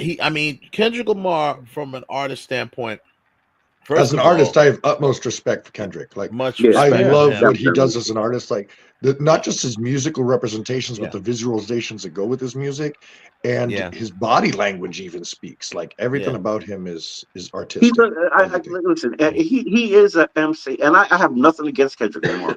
I think he's an MC. He's not a rapper. He's an MC. He's an MC. He's an MC. Drake, unfortunately, is a rapper. Unfortunately, because it's just hit after. What best song can I come with next? What Drake should have done is, okay, he came with that. He should have pulled the Nas. He should have went in the studio and just kept laying down tracks. Just keep spitting until he finds the right elements, and then listen. Take everything and edit it all together. Boom, you got your hit. That's just that's something that can nail a coffin on Kendrick. But he didn't do that. He didn't respond in time. Jack the Ripper. Jack the Ripper shut everything down. Oh yeah, he did. That was Jack like the Ripper. Even when he did "To the Break of Dawn," he went at 3 different people in that song. Yeah. You know what I mean? Sure did. And he finished off Kumo in that one. Because when he said got the nerd had him Star Trek shades on, that was it. He was done. That was it. It was over. Right. Absolutely. It was a wrap for Kumo. And then he went after Hammer. He went after Ice-T, all in that one song. Yeah. But I'll say this now. Kendrick, what he did smart was, because he really just regurgitated a lot of stuff that was already out there and was said about Drake when it came to but see, it was said by Pusha T, because it was Pusha T, and nobody really cares about Pusha T versus Drake, even though Pusha T got him and bodied him in that battle, but it blew over because it was Pusha T. Now you got somebody who's on his level as far as definitely lyrics wise, exposure, culture, exposure, and popularity. Agreed. Now, and then you have, in all fairness, you have that group of people that Drake is going through, like what all people who are on top goes through. At some point, the people start to get tired of you, and they want to see him out of here, and they want to see someone that has the cachet to step to him and do it. So they're gonna run with him regardless. It was just like Jay talking about Prodigy, and we all know from New York, we all knew Prodigy was nobody to F with, right? We knew that Prodigy was nobody to mess with. However, he wasn't on Jay's level as far as, stardom, popularity, status, and all of that stuff. So Jay was able to kind of almost bully them a little bit. But then when he mentioned Nas, now you got a dude who's on your level, on every level, not on lyrically, status. Hell, he was doing it before you. He was rapping like you rap before you rapped it. You know what I mean? So Nas coming out doing it, that was something. Now people were like, "Oh, yeah, we need somebody to take Jay out." You know what I mean? So. And I think, and the other thing I just want to add to what you're saying, Wes. The other thing that put the nail in the coffin between Jay and Nas is that Jay messed around and got too personal. If he would have kept it more lyrical, I think he would have Nas. He basically backed Nas into a corner and made Nas come at him like, because remember, there's also that version of his comeback, that last record that ain't nobody heard except for a handful of people. And I'll say this as well. Talk about culture. The culture, not the culture, the generation is different now, because had Jay had made that record now, people would say he won, because they're all about messiness. This is what this culture now of hip hop is about, the messiness of it all. So if Jay would have came out, if this battle was happening now, if Jay would have came with Super Ugly and he, talking about sleeping with Nas' baby mama and stuff like that, everyone would have declared him the winner. Even at the ether, they'd have been like, he's the winner because he slept with Nas' baby mama. Because now we, in this age of information, everybody wants to look it up. So what happens is Kendrick leaning in on the P word thing on Drake was on to his advantage, because you got people that are gonna go out and find pictures of Drake with a girl that looks young, whether she is young or not. She just looks young. So we're gonna put in it. You're gonna bring up the Millie Bobby Brown talking about how she's friends with Drake when back when she was younger too. Talking about she's good friends with Drake and they text all the time, stuff like that. So people, that's more fuel to the fire. Then you got the bloggers and you got the scoopers, the reactors. These are people making money off of this. J. Cole said it in his record the last record he dropped about it. There are people that's making money from it. So they're going to continue and keep the messiness going. So they're going to, you know what? Oh, maybe Drake is that. Here's some evidence to kind of back up what Kendrick Lamar is saying. You know what I'm saying? Nobody cared about that in the 90s. It's pretty trendy when right people now. was battling. It's trendy though. This is a trendy issue, and you're looking at some performing artists who have been performing now for what would be considered a significant amount of time in the musical industry, because the life of a musical artist is pretty short when it comes to their shelf life. So when you have these people that are long-term people like Drake and Kendrick, and so far now they're aging out in their own way, right? So they're aging out in the industry in their own way, and they're going to look for something new to come on. But these old guys now are going to come at each other in a different way now, because now they don't have the youth on their side, so now they got to use the wisdom on their side now. So that's what they're trying to play with, right? So now they're trying to limit them playing with their wisdom now. So I don't know what they expect these people to level up with, how they expect them to progress as artists, as hip-hop artists or rappers or whatever category they feel they want to be put in. I think that it's very difficult to go from the childish part of the rap career, which is the youth part where we're tough. We got our cars. We're messing around with your mama. We're messing around with this. We're messing around with that. You know, whatever it may be. Yeah. And then they move to the next level. It always happens, right? There's this transitional phase where they kind of go through, and they kind of try to knock all that past away from them. And I think that's kind of what Kendrick's doing. Like, I'm not part of this. I'm not part of that. And I don't agree with that. Whatever it is, whatever people are talking about you, I just don't want to be connected to it. And I think that's kind of where Kendrick's coming from. And then Drake's part of it is, well, it's not true. And Kendrick's basically like, I don't care if it's true or not. Doesn't matter. Exactly. He's like, welcome to the First Amendment. Right. I'm sitting here saying what I say. He's taking what's out there, he's doubling down on it, and he's putting it out. And like that's what you gonna do about it. There's nothing you can do about it. I mean, in all fairness, Drake, accused him of being, a domestic violence. You know, he accused him of domestic violence, right? Kendrick Lamar's not trying to sue him because of that. That could be defaming as well. Instead of suing him, he made a diss, just like they always do. And instead, Drake got his pad a little wet, and now he's gonna get angry because literally, he said he got a tampon. Put a new one his in, tampon's man. wet. That's what I'm feeling. Balls, man. If you, I'm sorry, man. You have been around the music business long enough to know what a diss track is, and the way you get the diss track back is by coming out something. Yo, NWA went at Ice Cube. Ice Cube went back at him, right? Destroyed him.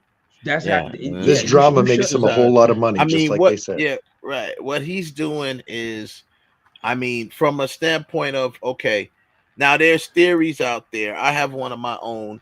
There's things that I read that this is also Drake trying to get out of his contract with Universal Music Group and things like that. I also have a theory that I believe that Drake is trying to bring as much controversy as possible. In 42, we talked about this on the phone earlier. I think he's trying to bring as much controversy as possible to this record in hopes that the NFL might turn to Kendrick Lamar and say, hey, censor the record. You know what I mean? You're going to do it. They're not going to tell him not to do it. But for them to look at him and say, hey, maybe you don't want to do that part where you call Drake, what you call him. Yeah, maybe you want to cut that part out. Because it's so much. The song is so much going on in the song. Yeah. And remember, you got 13 minutes to a set for the Super Bowl. So you got a lot of songs. The most watched 13 minutes. Right. Most watched 13 minutes ever. So I can see them. He's going to what do it. What I'm saying is, we know he's going to do the song, but what I'm saying is, I think it's in hopes that they might talk to him about not doing the verse that's it's a preemptive strike. Right. Oh, of course, what I'm saying?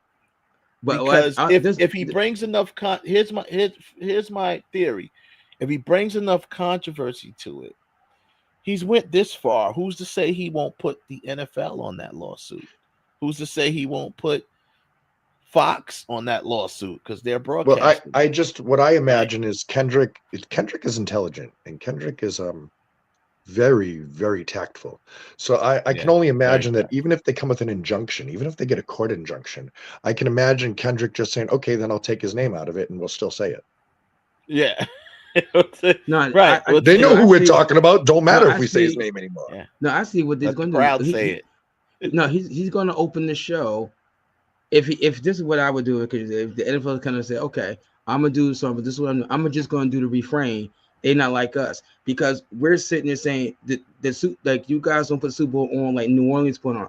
I would have it come out and do my set with that, with just been saying they're not like us and not like us. Where it gives the idea where I'm sitting there saying, and nobody else can put on a game like we do, and then go into my whatever I was going to perform. I would just have the refrain with the music. That's it. But yeah, it's very possible because he's got and we'll have a different show as we get closer to the Super Bowl. I do want to talk about his potential set list because it's going to be interesting to see his set list for this. Because honestly, other than he's got a lot of records with like mainstream artists and pop artists, and I could see him looping those people in. He actually even has a record, I think, with Taylor Swift. Don't be surprised, especially if the Chiefs make. Oh yeah, they're gonna pull something out of their pocket for that. Sure. Yeah, don't be surprised if he brings Taylor Swift on because he has a song with her. He's got the song with SZA from the. He's definitely gonna do the Black Panther stuff. He's gonna do some soundtrack stuff. Yeah, he's gonna do the Black Panther. He may do the thing with the Weeknd. You know, he's got the song with the Weeknd. That was a big single from Black Panther, and also the other one with SZA.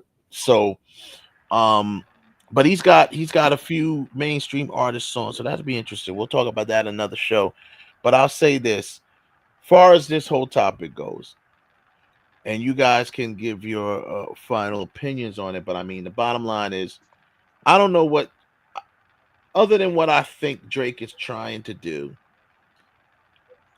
Do you think, here's a question for everyone, do you think finally this might end his career as a rapper? Yep. If you can't take it, man, get the hell out. Because I tell you something this right now. If Kendrick Lamar is coming at you, listen, rappers, if you want to say rappers, lyricists, they all smell blood in the water. So if someone's coming at you like this and you can't do nothing about it, guess what? Someone else is going to start coming after you. And what are you going to do? It's going to be someone bigger, and it's going to be somebody, it may be someone bigger and better than Kendrick Lamar. And they come after Drake. What are you going to do? The final test obviously will be when he decides to drop a record, and he's going to have dedicated fans. Now that's going to happen. But I want to know, I think he's definitely lost all respect from any MC in the rap business. So 42, what's your opinion on that question? Do you think this is it? Will this end Drake? To address you as a director on this, because I think that's really what it is at this point. Career ending? No, I don't think it's career ending. I think it's going to change his career a lot, because there is no, as somebody who's done executive production, there's no executive producer that's going to put their money on somebody that's going to turn around and sue the label because somebody said a word in the middle of a song that made his feelings feel bad. I'm not putting my money on that guy. I'm not going to, even for a second, waste my time. I'm going to say, listen, you got a lot of money. How about you fund your own record? How about that? You know, if you're going to whine about it, you're going to drag this guy through for making his, how about you make a diss about him and do him one up then? How about you show us what you made out of? You are showing us what you made out of, and what you made out of is backup material. That's what you made out of. Yeah. Soft. Yeah. Soft. It's like Kev, what's your opinion? It's like what the Japanese artists in Assassins said. I forgot the first name of it. Anyway, I'm just gonna quote what he said. A tattoo is not meant just to look good. A tattoo shows when you're getting the tattoo put on, it shows you the man or the being that you truly are. Drake not understanding the fact that he's in. Now, I don't know his reasons why he's suing or whatever the case may be. It may be exactly what all of you have been saying. He butthurt. But you know, he may be trying to do you know, damage control to keep that song, because you know what's going to happen. The Super Bowl is going to come along. They're going to play Not Like Us, and you know what's going to happen. That whole stadium is going to be singing Not Like Us, and you know what that's going to mean for Drake? A very hard comeback. Right now, Drake should be. It's the wrong damage control to be doing this lawsuit. What he should have done, what he should have did was come out with another album, or at least an EP and another album before the Super Bowl. Yeah.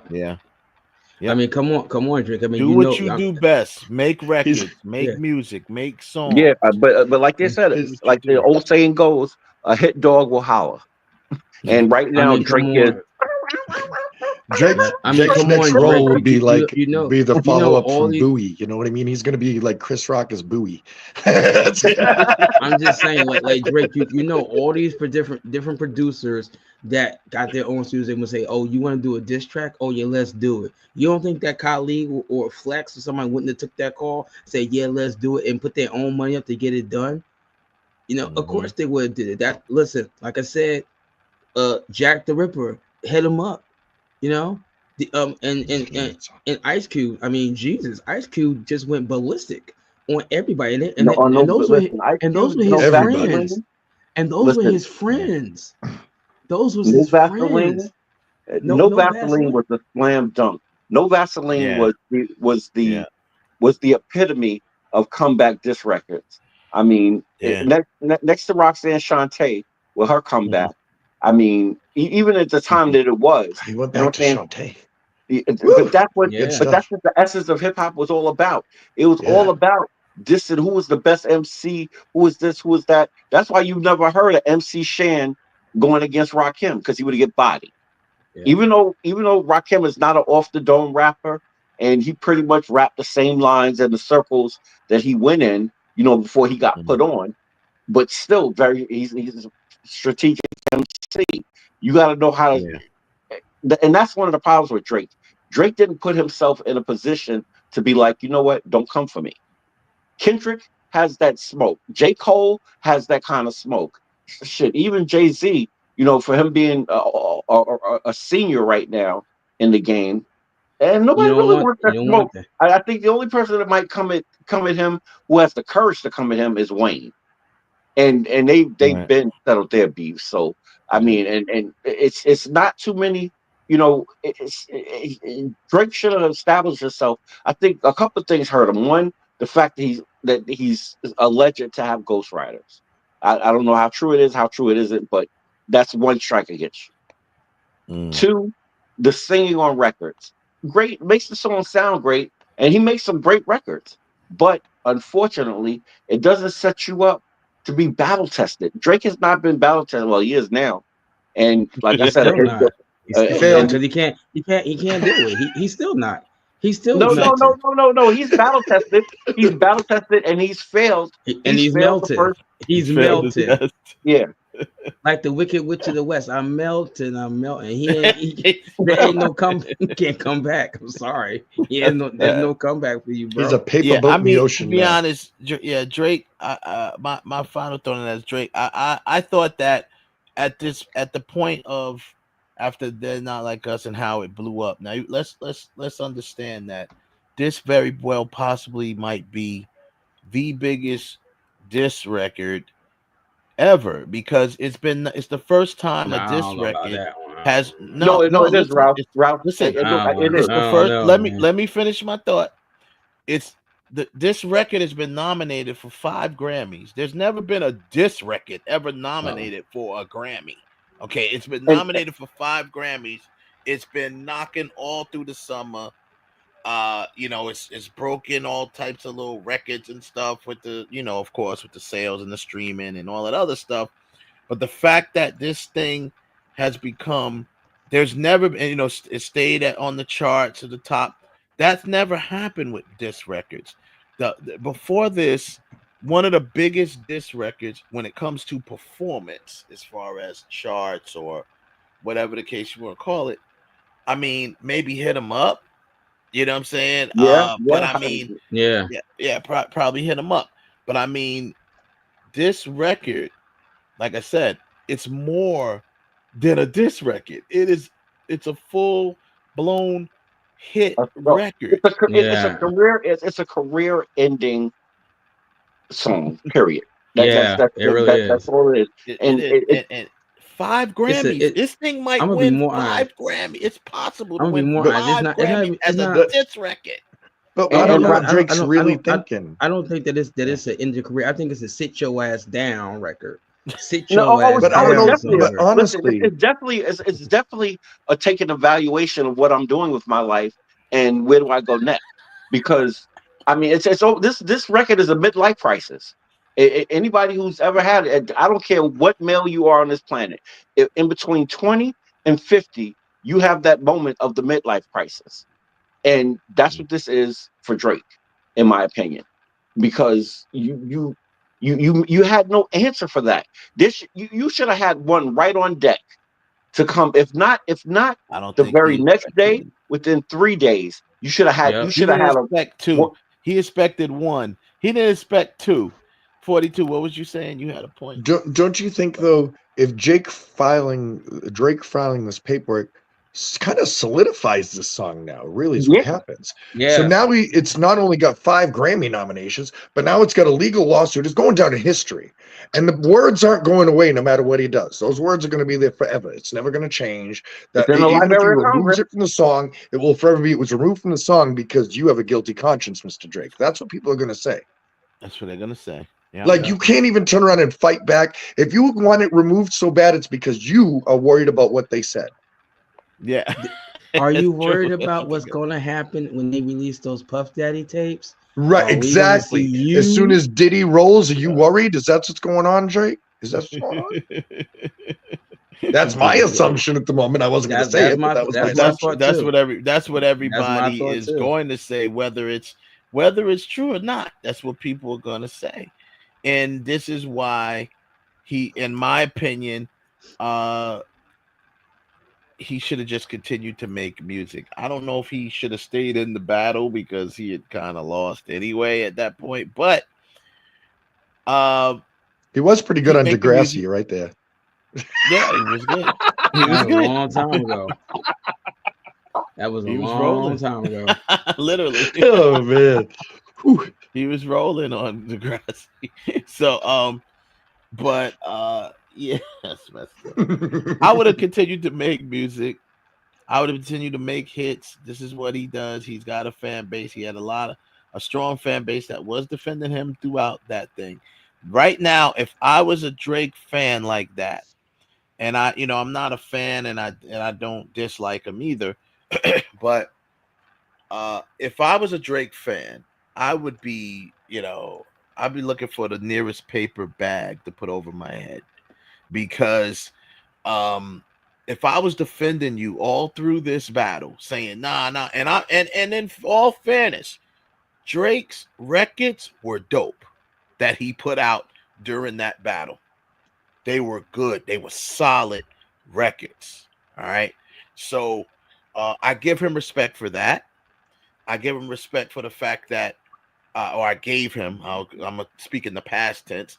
I gave him respect for being that dude that didn't run from a battle at, Kendrick, because we all know this whole thing started, when they had the song, what was that? The first person shooter or whatever it was. And J. Cole made he had that verse about Kendrick, him, and Drake. They're the big three. They start in the league, blah, blah, blah, blah. And then Kendrick says in another song, he says, forget the big three. It's just big me. So now Drake, at that point, not to, everybody, I'm not going to go through the whole history, but that's how it started. Drake never was one to run from a battle, so to speak, at least not initially. He got into the Pusha T battle and then he bowed out because... No, he didn't bow out. He got wiped. Pusha T got right on his part. He dropped the anvil. That was bad. That was bad. That was surgical summer, like Pusha T said. That was a really bad choice. Yeah, that was a bad choice. Because Drake was on he was feeling strong after beating up on Meek Mill. He was feeling strong because he did definitely body Meek. But but what his mistake was, he bodied a rapper. He didn't body an MC. Pusha T is an MC. Period.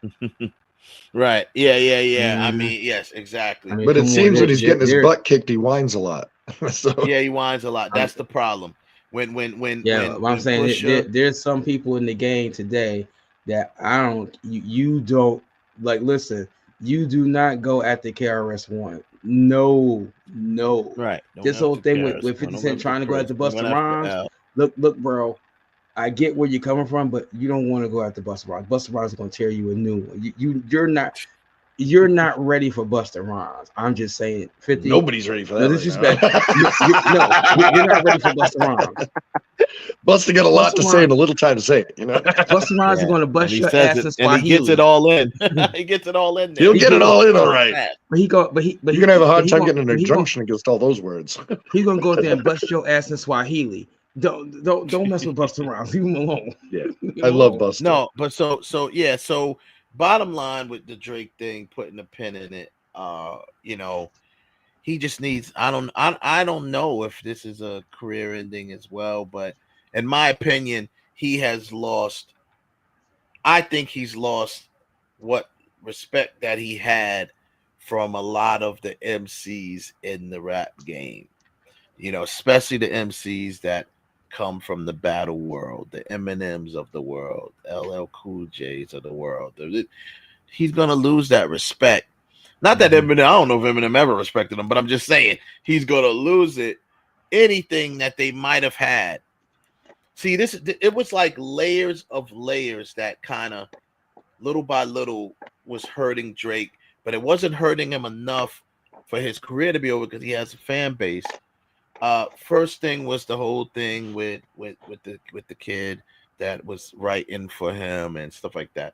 I never subscribed all to that because I know how this business works, and I do know that there are a lot of other rappers that collaborate with other writers and do songs. There are ghostwriters too, of course, but I do know that Drake was writing. He writes for other people, so you know he writes it for himself. All right, there's no way that a person can have a ghostwriter, like solely a ghostwriter, but you're getting published and writing for other people. That's impossible. So we already know that yes, he does write for himself. He explained to me, I was okay with his explanation. The guy, I forget the guy's name, Quentin, whatever, Miller, whatever his name was.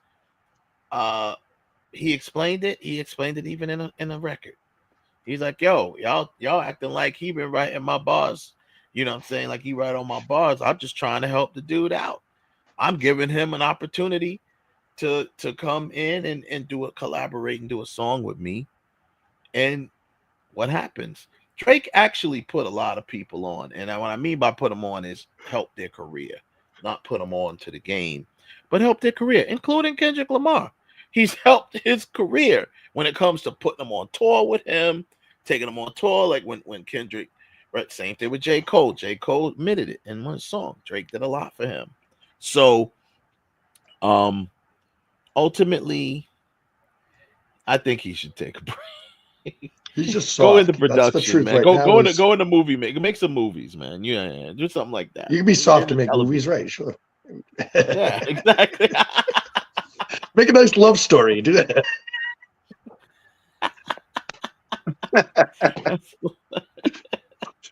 Make a nice love. You know what, Drake? I know people. I'm not even trying to be funny when I say this. Everybody's rebooting shows. Go ahead and reboot Degrassi. You know what I'm saying? Be the executive producer. Go reboot Degrassi.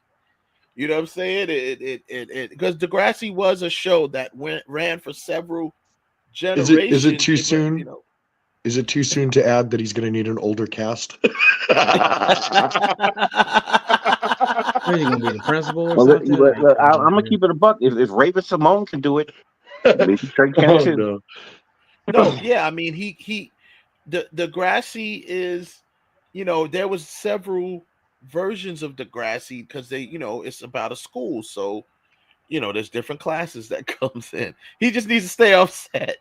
Don't get caught on set. Don't get any pictures on set with any of the actors. Just be the executive producer of Degrassi. Stay far away from set. Yeah, stay far away from set.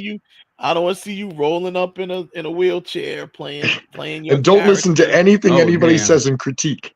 Yeah, don't listen to anybody roll up in the wheelchair. Don't roll up in the wheelchair as your character, like he's the principal now.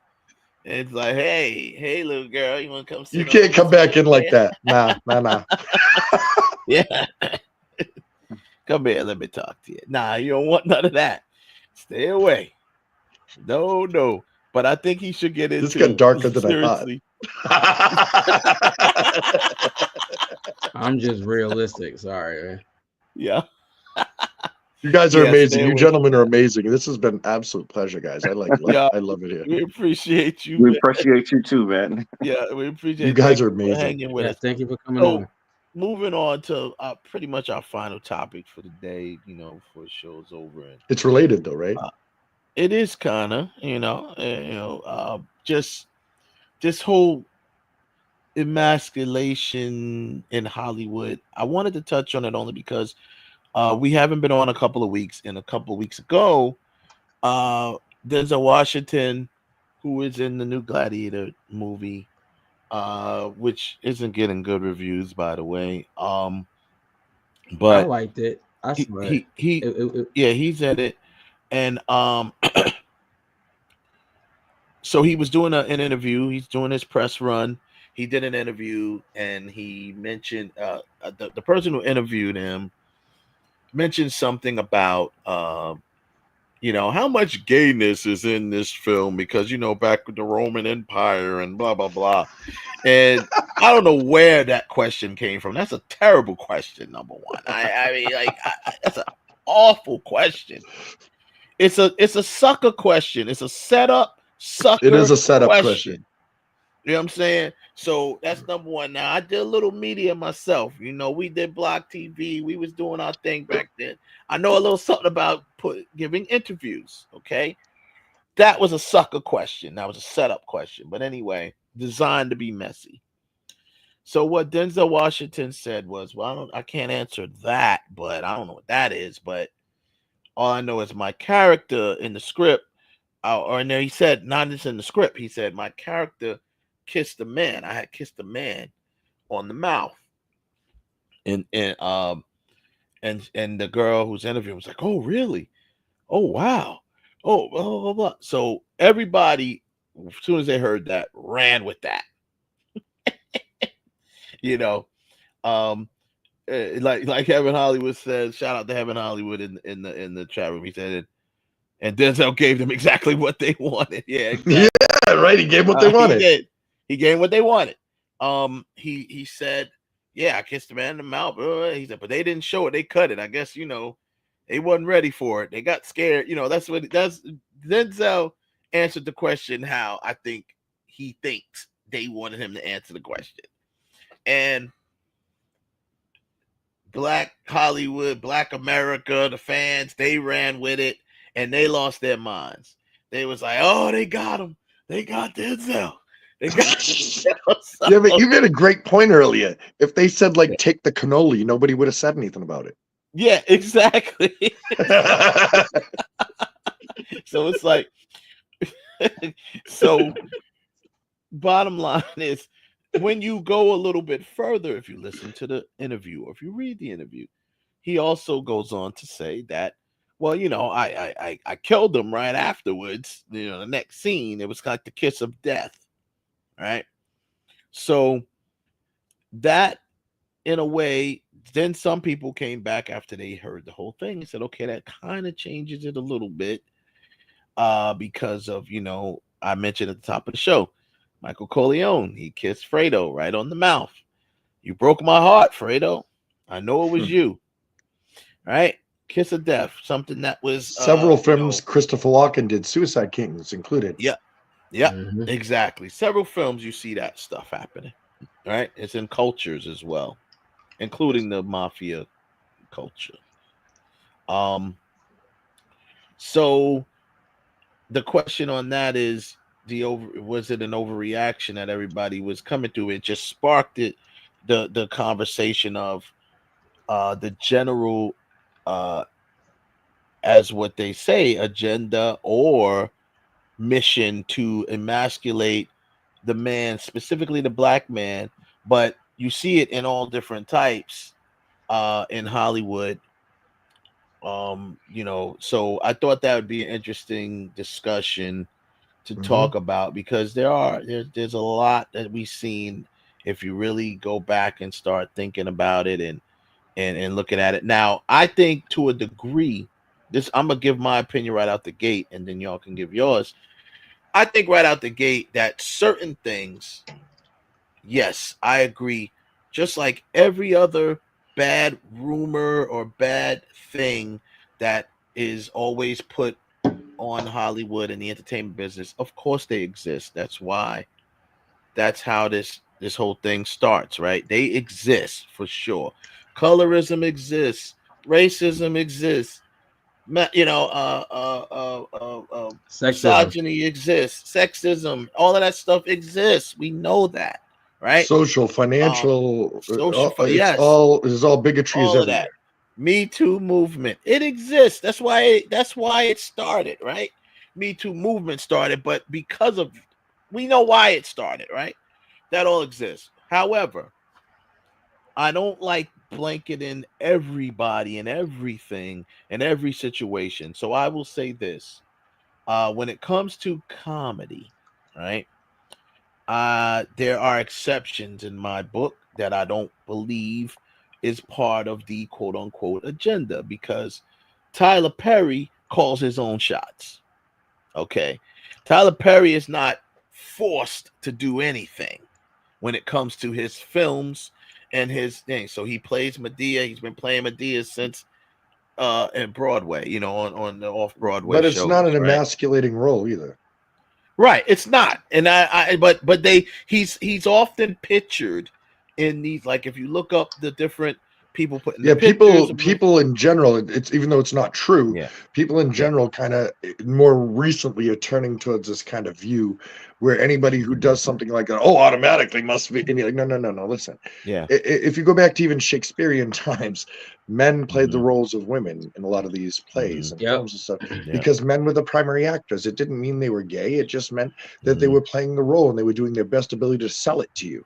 And I think Tyler Perry is a master of selling you whatever role you want. And to piggyback off what 42 was saying, I mean, even in Chinese culture and Japanese culture, early on, a lot of their plays and their physical plays, men played those characters. They didn't, there was no, it wasn't nothing emasculating about it. I mean, even with, even with putting Tyler Perry out there, like he said, he's very masterfully did his new stuff, Black Beauty. I mean, for me, it leaned a little bit too heavy into homosexuality. Right. Just a little. It just gave the appearance of, but it was an excellent show. Definitely an excellent show. I can't speak for his. I haven't watched none of it. I'll be the first to say I am a big Tyler Perry. I respect him. I'm not gonna say I'm a big Tyler Perry fan, because I can't say I've fully watched anything by Tyler Perry. Like, you get halfway through it, it's kind of like, you're watching a sitcom, not a movie, and when you just kind of walk away from it, you don't realize you're walking away from a movie. So, but I usually I respect him. I respect his grind. I respect his come up. His come up is legendary. You know what I mean? I respect all of that. But what I'm saying is, I do not count him. I don't put him in the category of when everyone says they're trying to emasculate the Black male. I'm talking about as him playing Medea. I can't speak for his other work and what he writes, but I'm saying as Medea, as 42 pointed out, that's not an emasculating character. He's playing an older woman, who, a matter of fact, is a very masculine woman. It's very masculine. She beats the hell woman. out of people. Yeah, right. It's a very masculine woman. Same deal with I don't count that with Eddie Murphy playing the the mother and or even Retribution, because the Retribution, he's the person that he's coming on to is himself. He plays both characters. It's comedy. At some point, you have to draw the line and say, okay, this is not that. This is a comedy, and he's doing what Eddie Murphy does. He's playing all the roles. Emasculating is like what happens like quite frequently. There's a lot of, like, we were talking about bigotry everywhere. It doesn't matter what angle it's coming from. It's coming from somewhere, right? And a large underserved community in the movie industry that is very emasculated is also the Asian community is very emasculated. And it's because it's very common for somebody to write in there, Asian person gets kicked, Asian person is all of a sudden prostrating themselves, go, so sorry, so sorry, so sorry. Like all of a sudden, like they can't even fight back. Like, and it's that's an emasculating role, just to put it clear to people. Yes, there's so many. Yes, thank you for that, because there are so many other roles that has nothing to do with a man dressing up like a woman that are emasculating. Correct. Right. So in so many different ways. And I see it's done everywhere. It's all of the entertainment business. It's not just movies, it's not just television. I mean, it's heavy in the music industry. Look at these stylists. The stylists are now dressing these men, these rappers, in the most feminine type of clothing that they could find. Right? And they're literally putting purses on them. They're literally putting dresses on them. They're these are the things. These are the things that's finger. What's it called? Painted nails and this and that. Barrettes in their hair. Like they're literally come on, man. Styling these people, these men, all right, a certain way. And if you speak out about it, now all of a sudden you get put into this corner that you're this homophobe, toxic, you're a hateful homophobe. person. Yeah, you're a hateful person. You're a homophobe. The one of the worst phrases in the English language, in my opinion, toxic masculinity. What the hell is that? I mean, I never agreed with that. No, I do, because I do. I don't think it's not a thing now as much as it was prior to 1990. 1990 is when it started to phase out. But from 1990 going back, there was a thing. There was some such thing as toxic masculinity. Absolutely, especially in the workplace.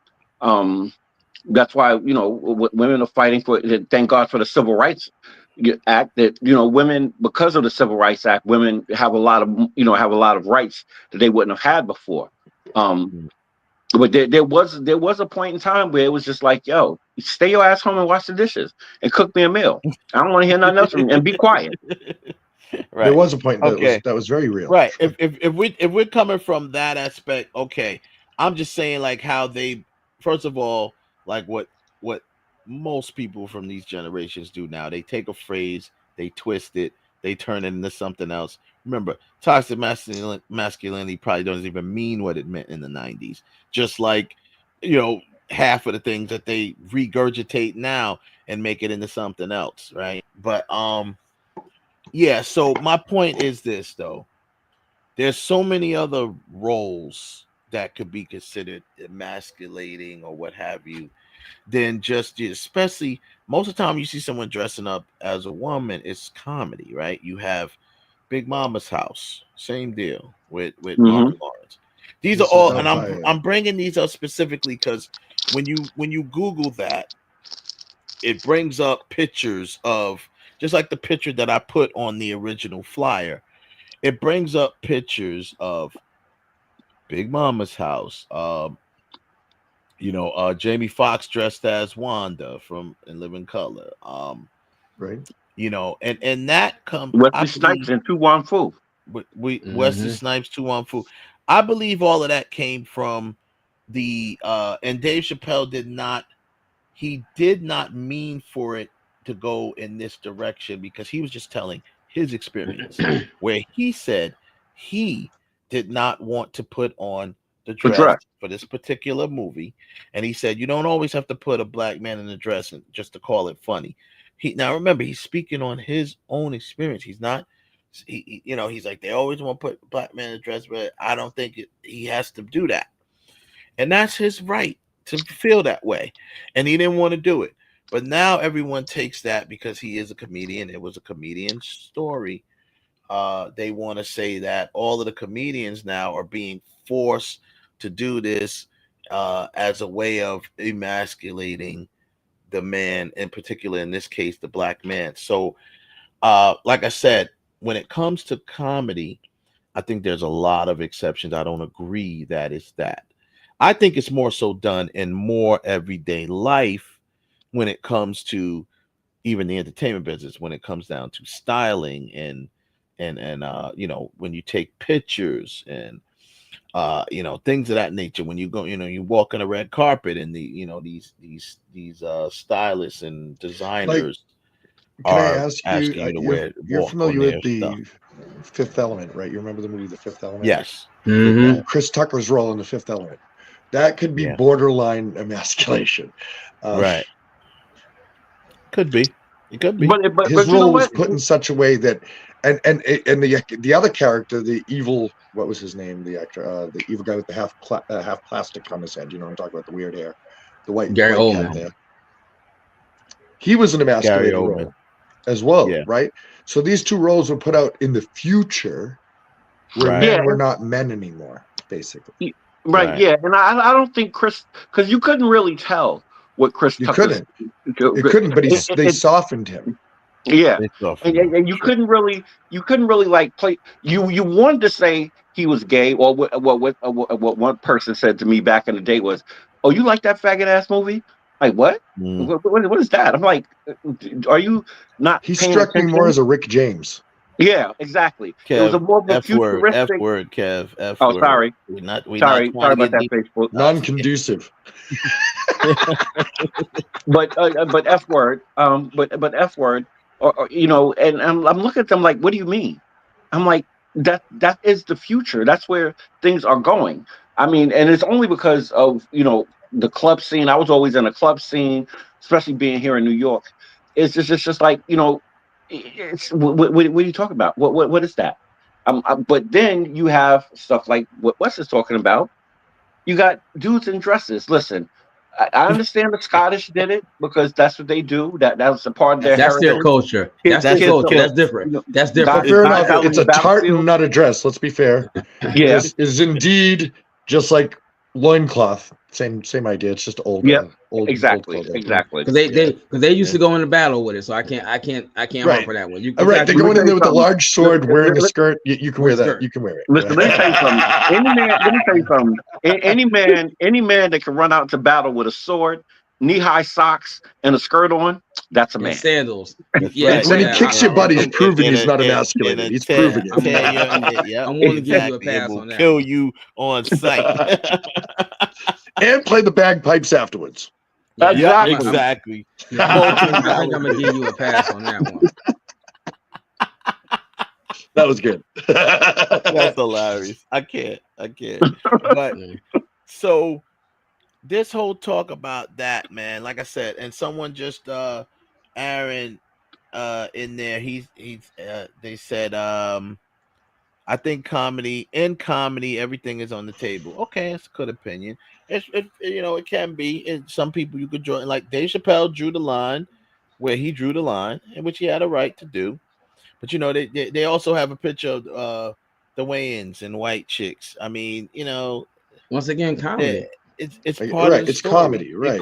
If it's written and called for in the story, and the Wayans brothers, if once it's again, part of the story, they wrote the story. There are other ones that, yes, they don't own the production company, but that was their story. They bought that to the studios to get picked up into. They wrote it. So how are they being tricked into being to emasculate them when they wrote the story? And once again, it was part of the story. They were undercover cops or whatever, and they were, blah blah blah blah.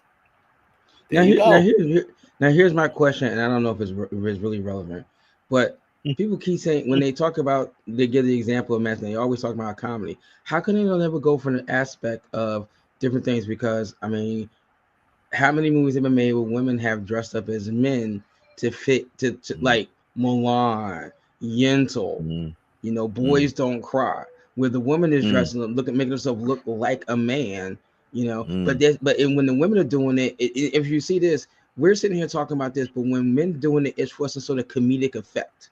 When women are doing it, it's for a dramatic effect. It's more dramatic effect. It's the storyline. Interesting It's not point. trying to demasculate anybody. It's because of the storyline. Because we find that is funny. Now, if you're going to say, well, I don't find that funny, then that's your own personal taste. That's your own personal taste. Right. If you don't find it funny, that's your own taste. Comedy is subjective. Comedy is subjective. Because I've seen people, I think most people thinking that Robin Williams dressed up as this old English nanny, was funny. I mean, we watch it to this day. It was funny. Yes, it was big. Martin Lawrence dressed up as Big Mama was funny. And certainly Rasputin was ridiculously funny.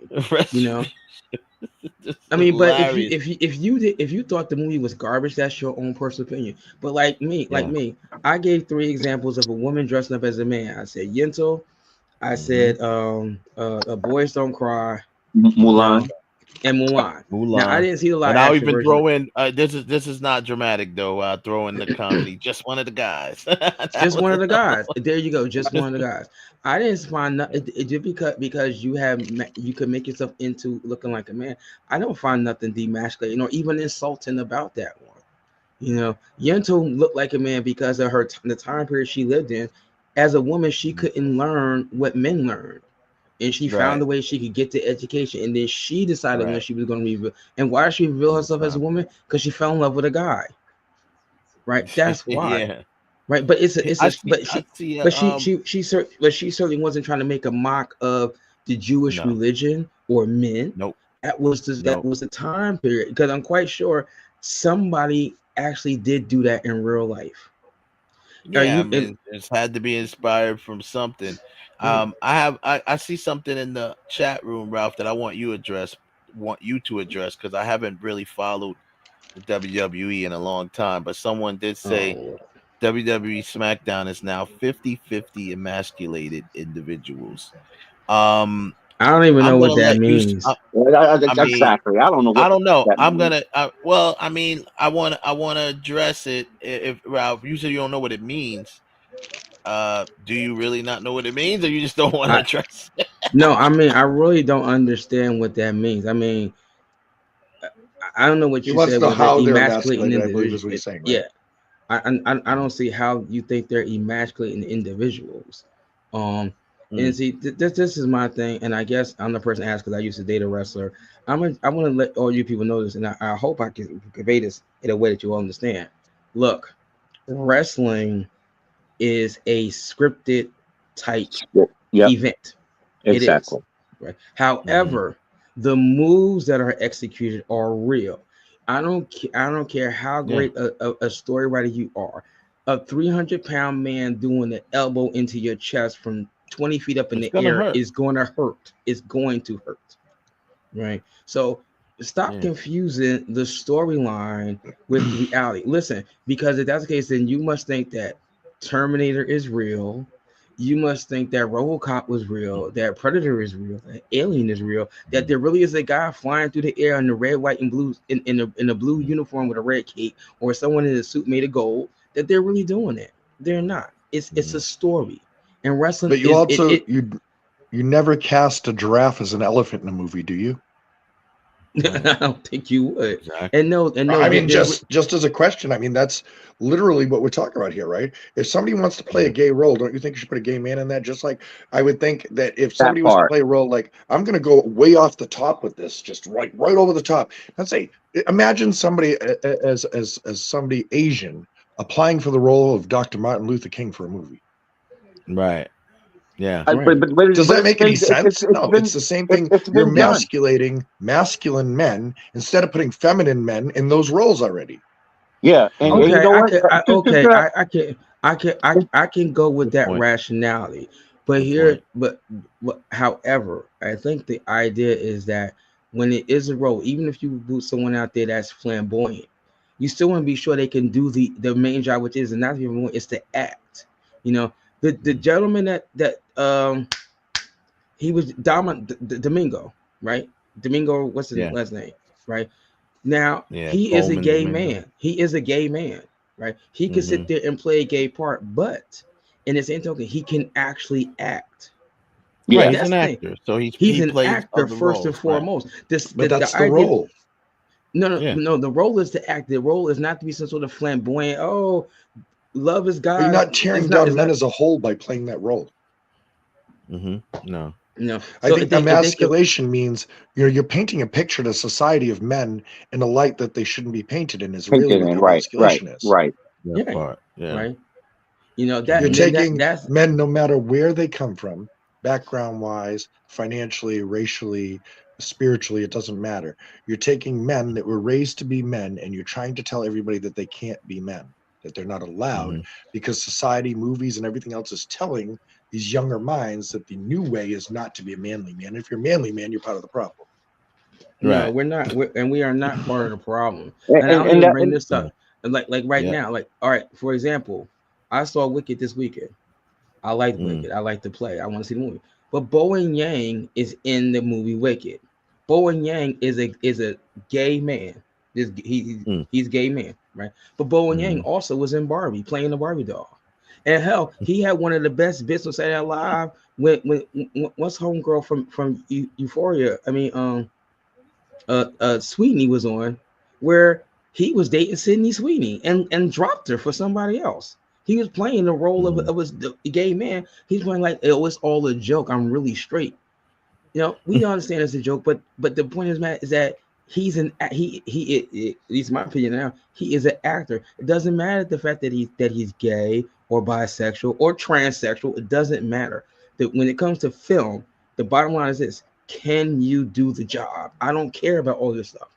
If I hire you to play the role of a gay man and you don't happen to be gay, but on the screen, can you convey the fact that you are a gay man? Then fine. If you happen to be gay, that's even better. But if you can play the role, that's fine. That's fine. Well, I have 50% on that one. This is just my personal preference. First of all, I think 42 mentioned it too. If I was directing or casting a film that had a gay character in it, I would look for a gay person to play that. A gay actor. That's number one. A gay Why actor. are you taking that role away from them? Why are you doing that? I wouldn't take the role away from them. But exactly. All right. And for several reasons, right?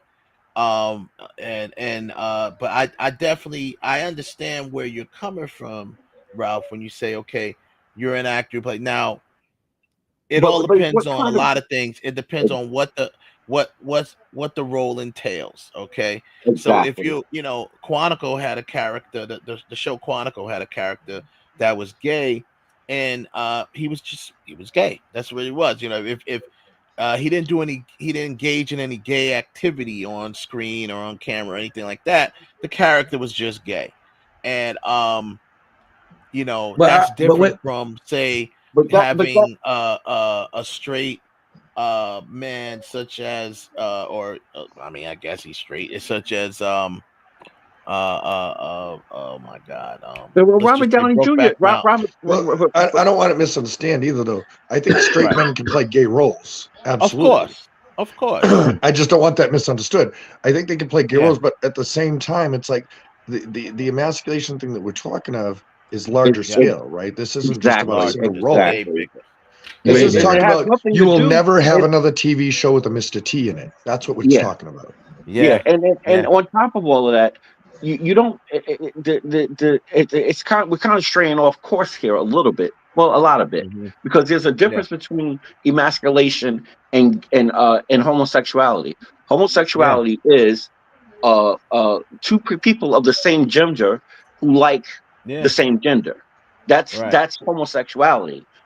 Emasculation is the imagery of, okay, we're going to start now making it as feminine for men. What things that were always considered feminine are now being portrayed as masculine. Like the only way you used to be able to get away with painted fingernails is if you were a rock star. That was a dark thing, and 9 times out of 10, your fingernails were black. They weren't. Even emo kids in school who were straight up masculine, straight up dating girls. They had black painted fingernails. The skateboarders did, for whatever reason. That was their thing. But that's true. To be fair, also just from another musician, My nails would get done pretty regular as a musician, but also I would break them constantly on the guitar, and that was one of the reasons we used to reason for sure, exactly, breaking. Exactly, because it strengthened the nail. Yeah, another good point to break that out. Because that man, I don't care how much of a man you are, smashing up your nails and having them split down the middle just is not pleasant. It doesn't hurt. I got that problem right now on the nail. I chipped it underneath the cuticle, and you know, it hurts. Because of the emasculation of the men, though, people are afraid to have their nail fixed like that without somebody thinking they're gay. I remember one time when I fell asleep. I was working in my office, and I fell asleep and fell off a stool. Okay, and I don't know how I smashed my thumb like this, but if I showed y'all the top of my thumb, I want to see it. The top of my I want to see it. He says the top of my thumb. The top of my thumb looks like somebody like a dog took a bite out of my finger. I don't know how I hurt my finger like that. I just woke up in the morning like, whoa, and I got this bruise on my right side, on my left side. Yeah. And I don't know how I did it, but like you said, you know what I'm saying? When I went to go touch my thumb, I was like a little baby, like, where's my mommy? This hurts. No, now that we play, I know this. When I got ready to get married, right? Me and my wife were getting ready for our wedding, and she wanted to go to get her nails done, and she said, "Rob, why don't you get your nails done too?" And I was like, "What are you talking about? I'm not getting that." She said, "No, you ain't. No, just get them trimmed and get them manicured, right? Manicured, great, clean them up." So I was like, it took me a minute. I said, "Okay." I remember sitting in a chair, and I remember this lady coming in and looking at me like, "Ew, why are you here? Why are you getting your nails done?" See, but isn't that the problem? You're not the problem, though. But that doesn't make you the problem. That makes the person asking you the question the problem. You try to take care of yourself. You're spending time with your girl. This person's upset because somehow you're getting treatment they wish they could have, but they're too afraid to be called girly for doing it. Exactly. Looking at it from the other perspective too is, Ralph, was it a girl? Was it a girl or a guy that was looking at you like that, Ralph? It was a girl. Okay, I can explain to you why she looked at you like that. Because the nail salon is one of women sacred. Exactly, that's their sacred space. And anytime you see a male that goes into those spaces, I mean, when Wes used to come to my studio, I always had my nails because I was an engineer. I was always working on the mixing boards. My dad was a Marine. He was like, "Listen, I don't want to ever see dirt under your nails. You got to cook for people. You got to do this, that, and the third. You take care of yourself. Having manicured nails is a part of your masculine hygiene." But to get back to the point, that's why she looked at you like that. Like, what are you doing in our space? This is for us. Even though you could be there with your wife, and you still get, if you're there with your wife and people know you, then you know. I understand it. I do. I can kind of understand. I can kind of understand it. I be side eyed and the women be coming here getting fades. Yeah, that's what I was about to say. It's the same way. Like if a woman, you're like, why are you getting a fade? You know what? And to that, I just want to shave. Can you go away? Until that point, my ex-wife, she owned my place salon over in Amityville, and at the end of her shift, she'd be like, "Not baby, on Long Island. Could you? Yeah, on Long Island. Baby. And by the way, I have a house in the Hudson Valley in Ulster County. Oh, okay. Oh, dope. And she used to always be like, "Baby, can you fade me out?" Because she would always cut her own hair, but she wasn't good at giving herself a fade at the back. So I'd hook a fade up. Of course, they gotta go. They gotta go to the bar. I'm just joking, but I'm just. There should be a separate room though. No,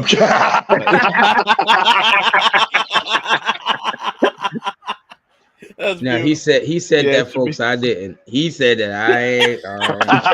Listen, I'm not saying you have to totally isolate them. I'm saying like anybody who wants in on that conversation can go in that room. Anybody that wants a private conversation, go in the other room. You know. at least but you know what? But now that we're same thing in a salon, separate room. Yeah, but now that we're expounding on it, I mean, if you really ask yourself, how much of it is really different than what men do in a salon? Because I'm gonna be honest with you, I've been in both settings, and I know how to cut hair. And the barbershop ain't that much different than a nail salon, or I should say the hairdresser. Because the nail salon, at least they're quiet. Because most times they don't really speak English, or they're Korean, or they're Chinese. Or Thai, so they don't really interact with Americans that well. They just want you to pay up next customer. It's an assembly line to them. But when you go, when a woman goes to the hairdresser, that's always been a place to talk. Exactly. Just like when we go to the barber, it's their free space. It's their free space. Yeah, that's how. Yeah, man, that's my sacred spot, man. The barber. I'm sorry. Yeah, I want to show a couple of pictures and then we're gonna wrap it up. Some of the things that came up when you look up the whole emasculating and stuff like that. This is more so. We already talked about the pictures with the comedians. We've already solved that. Came to our conclusions on that. We all feel good about it, right?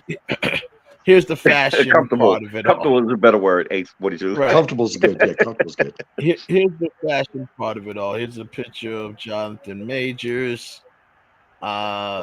This picture circulated a lot. It was the cover of Ebony, where they had him. This here. That's all I can say. I'm just gonna say this right here. There was another one too, but this is the one that circulated the most. Yeah, I think I can see how someone could look at that picture and be like, huh. But you know what? But can you? But just that. I mean, outside, if he wasn't in pink, if they didn't have him wrapped up in the pink and have the pink splotches, it ain't the pink for me. It ain't even the pink for me. It's part of the pink. It's the pink. It's the style. It's the whole style. All of it's soft though. Even the background soft. Again, there's a difference. But I don't see nothing emasculating about this. Because even back in the day, it's not emasculating. I remember when I used to ride on the Long Island Railroad going into the city as a teenager, or coming back home, or we'd be on field trips coming back home, and you see the guy with the Wall Street Journal in his hand. But then he have his, like, I always thought that a man's leg, when a man crosses his leg, it's supposed to be in like an L shape. Like your ankle should be resting on the top of your knee. But then you see some men, they would cross their legs like a woman. You'd be like, wait a minute. But then you hear them talk and you hear, and you see how they live, like, okay, he's not gay. Okay, so I made an assumption. Like that. Well, it's not necessarily, once again, like I like that 42 uses the word soft. It doesn't necessarily mean they want to project the person as gay. All right. I just think that definitely this particular picture to me is definitely that was especially sitting on the back of the seat. Done. Yeah. Those legs. And those are look at those the thigh-high boots. Look at the lips, almost poked out the lips. Can we zoom in on that for a minute? Can we zoom in on the head part of that? Can we do that? Let me see. Okay, I didn't see that. Okay. Yeah, I don't think he's catching the whole facial expression thing. Yeah. I can see that. Yeah. See, now it makes sense. Now it makes out. Yeah. Now those are thigh-high boots. I thought they were blue jeans. They're thigh-high boots. They're thigh-high boots. You see what I'm saying? Nah. And that's why they said it's just soft. It's not like we said, it's not portraying him as gay. It's just a very soft image of a male. Not portraying him as gay. Same thing with this. This has all dark colors, but look, the woman is leading him by the hand, right? Yeah. This is what it's all about, projection. Now, XD, again, I don't agree with that. What's wrong with you? What's wrong with your girl walking in front of you? I didn't say, Kev, you're using the wrong words. I didn't say it's wrong. I'm just saying the image was put like this for a reason. It was in order to emasculate a man, not for any other reason. Right, for any other reason. I'm not saying that in real life, him walking and her walking and walking. Yeah, your wife might feed you grapes. Wrong. That doesn't mean you soft or something. It just means that you're having a good time with your wife, right? But if you're portraying that in such a way to people in order to give them the image that this is the new normal and the other way is no longer normal, then that's an emasculation. Right. Exactly. Mm-hmm. It's all about how they manipulate it and use it and how it's seen and projected and received by others. Now, Kevin, think about this for a second. If what happened to Jonathan Majors didn't happen, you really think Ebony would put him on the cover looking like this? I can't say a yes or no about that. I can't really say. I feel like I want to say no. They wouldn't portray him like this because. But now, Ralph, you know what? You know what? Because Ralph brought that up, that's what kind of makes this almost like, okay, because they're trying to soften it. That's probably their campaign. And I wouldn't be surprised if Megan wasn't behind this as well. Like, look, we got to soften up your image a little bit. I gotta check. I gotta check the date on this because this is not recent. This is. I gotta check. It could be to hit the broader market too.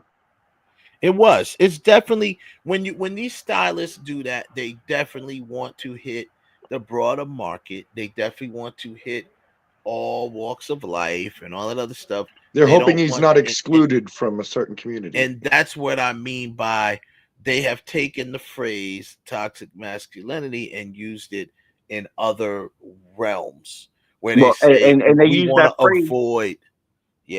Avoid the toxic. Toxic masculinity is like calling somebody sugar lips. That's toxic masculinity, right? Exactly. There's also toxic masculinity also. So yeah, exactly. That it does exist, but it's not in the fashion that they use it today. You know what I'm saying? Yes. Like you said, calling someone sugar lips, hey, baby cakes, hey, slap a girl on the ass when she walks by. That's toxic. Cat calling is that's very toxic. Yes. That's the toxic masculinity. But I think, you know what I think too is that they've moved from, because I remember I almost smacked this chick, and don't get me wrong, I'm not saying it is good to be hitting on women, nothing like that. But what I am saying is, when that girl called me a metrosexual, I was like, what the fuck? Excuse my language. I'm like, what metro what? I just automatically thought, I'm like, wait, she told me I'm gay? I'm not gay. She said, I didn't call you gay. I called you metrosexual. I'm like, that's the same thing. Because you're not comfortable with me being a manicured man, that my hair is always cut straight, that I always look good. Either I got dress pants on, I got a suit on, even though I got my jeans on and I'm rocking with a pair of boots. I could rock jeans with Timbs and everything and still look cool. But because my hands are manicured and because I keep my hair did, I'm metrosexual. I swear, that was one. Personally, bro, I would have asked her if like metrosexual meant that she thought you were attracted to buildings or something. I mean, I would have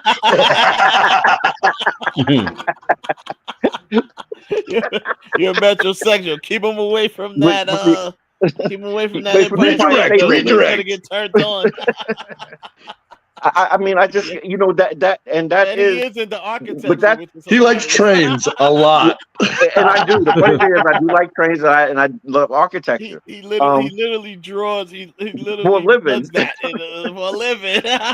So yeah, that train is pretty phallic. I'm just saying. But it's crazy how I think that's where the start of this really started it. Like towards the end of the 80s, going into the 90s, there was this whole thing of when people were secretly coming out the closet, and so if they couldn't really pinpoint what you were metrosexual, and then it started to bleed into what we really have to blame for this is the British. No, but you know what? Yeah, because technically speaking, wigs go all the way back to France and Britain. So yeah, I felt it. I don't know.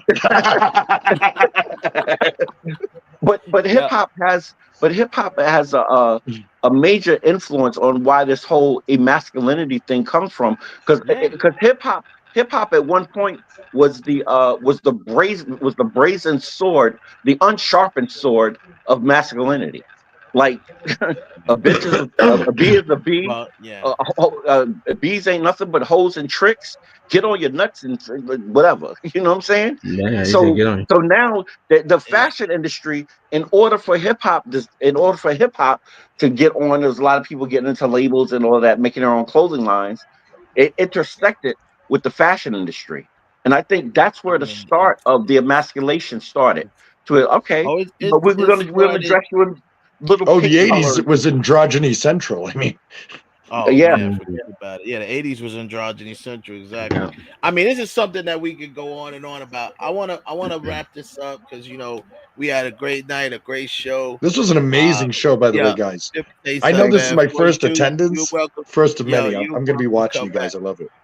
Yes, sir. You're welcome come back. I would love to come back. I love that. If you invite me, I will certainly. We got a lot to talk about, a lot to discuss in the movie world, And we need a tiebreaker for all our. See, I think if 42 was here, I don't think Al Jarreau would have made it as far as he did.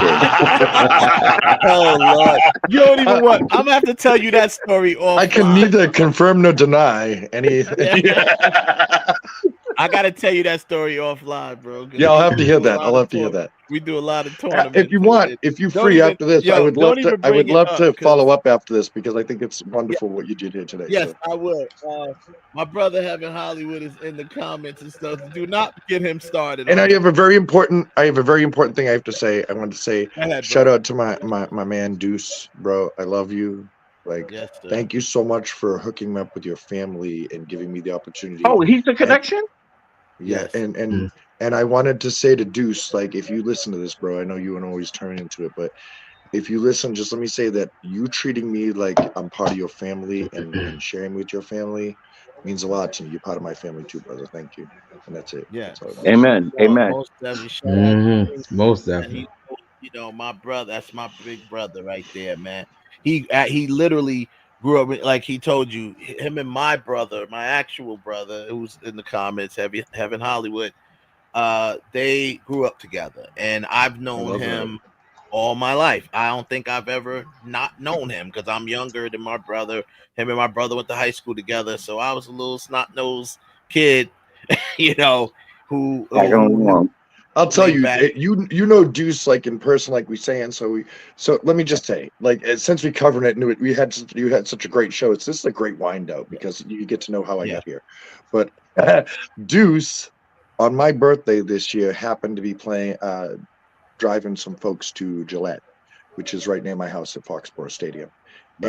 My car had died during that time. I was in the shop, like getting a new engine put in. And did you know that man took an Uber to my house and we all went out to eat and we had a great time on my birthday? So let me say that there's some real people out there with some real good intentions, and pay attention. Pay attention, people. Look for that love. Really, it's far and few between. True. Facts. And real quick before we go, 42, shout out your social media where people can follow you, check you out. Shout out your people. Your people came in. They represented. I love that, man. They was in the chat. Talents, I love you. They represented. So go ahead, do your shout outs, man. So part of what I do on my YouTube is 42 Angels. I do some drone stuff, some music stuff, just regular stuff. I didn't do a whole lot of posting for a while because I like to be in the back for a while. Get more into my YouTube. You can find me on Instagram as 420artist_live. And there's a lot on Instagram, and where I hang out with my friend Deuce is Tango, where you'll find me as 420artist. Tango. So I've got, by the way, for all you beautiful guys, I'm going to tell you right now, this is what I did today. I pulled this out because I knew I was coming on with you guys. I'd like to send you guys all key rings, stickers, and a couple of things that say that the 42 Angels, which are our folks that came in here, this is not from me. This is from my organization, just so you know. Okay. The 42 Angels appreciate you guys, and I'm glad they came in and supported your show. Yeah. That's what's up, man. We thank you, as 42 Angels, the crew, everybody that came through, man. Y'all were really cool in the chat room, very engaging. Everybody that came through, man. And of course, made me proud. Normal cats that come through and hold down the chat room. We appreciate y'all on Facebook. They make me so proud. Oh my God, they make me so proud. They love you, the best man. humans in the world. They supported you, man. So definitely, man. So with that being said, we appreciate you. Thank you for joining us, man. It was a pleasure having you. And we'll follow up after the show. I'm gonna be ending the show in a few minutes. Bless you, beautiful humans. Bless you guys. Talk about that. Thank you again, man. We want to thank y'all for coming through. Everybody, say what up and say goodbye to my man 42. Yeah, thank you for coming. Have a good night, brother. Awesome Have a good night, 42. Later. Good night, my friends. Much love. Later. All right. Yeah, man. So that's what's up, everybody in the chat room. We appreciate y'all once again. Yeah, bro. So that's we'll wrap it up here. That was good, man. I enjoyed it. Gentleman, he's a gentleman. He's funny. He knows his stuff. He's knowledgeable.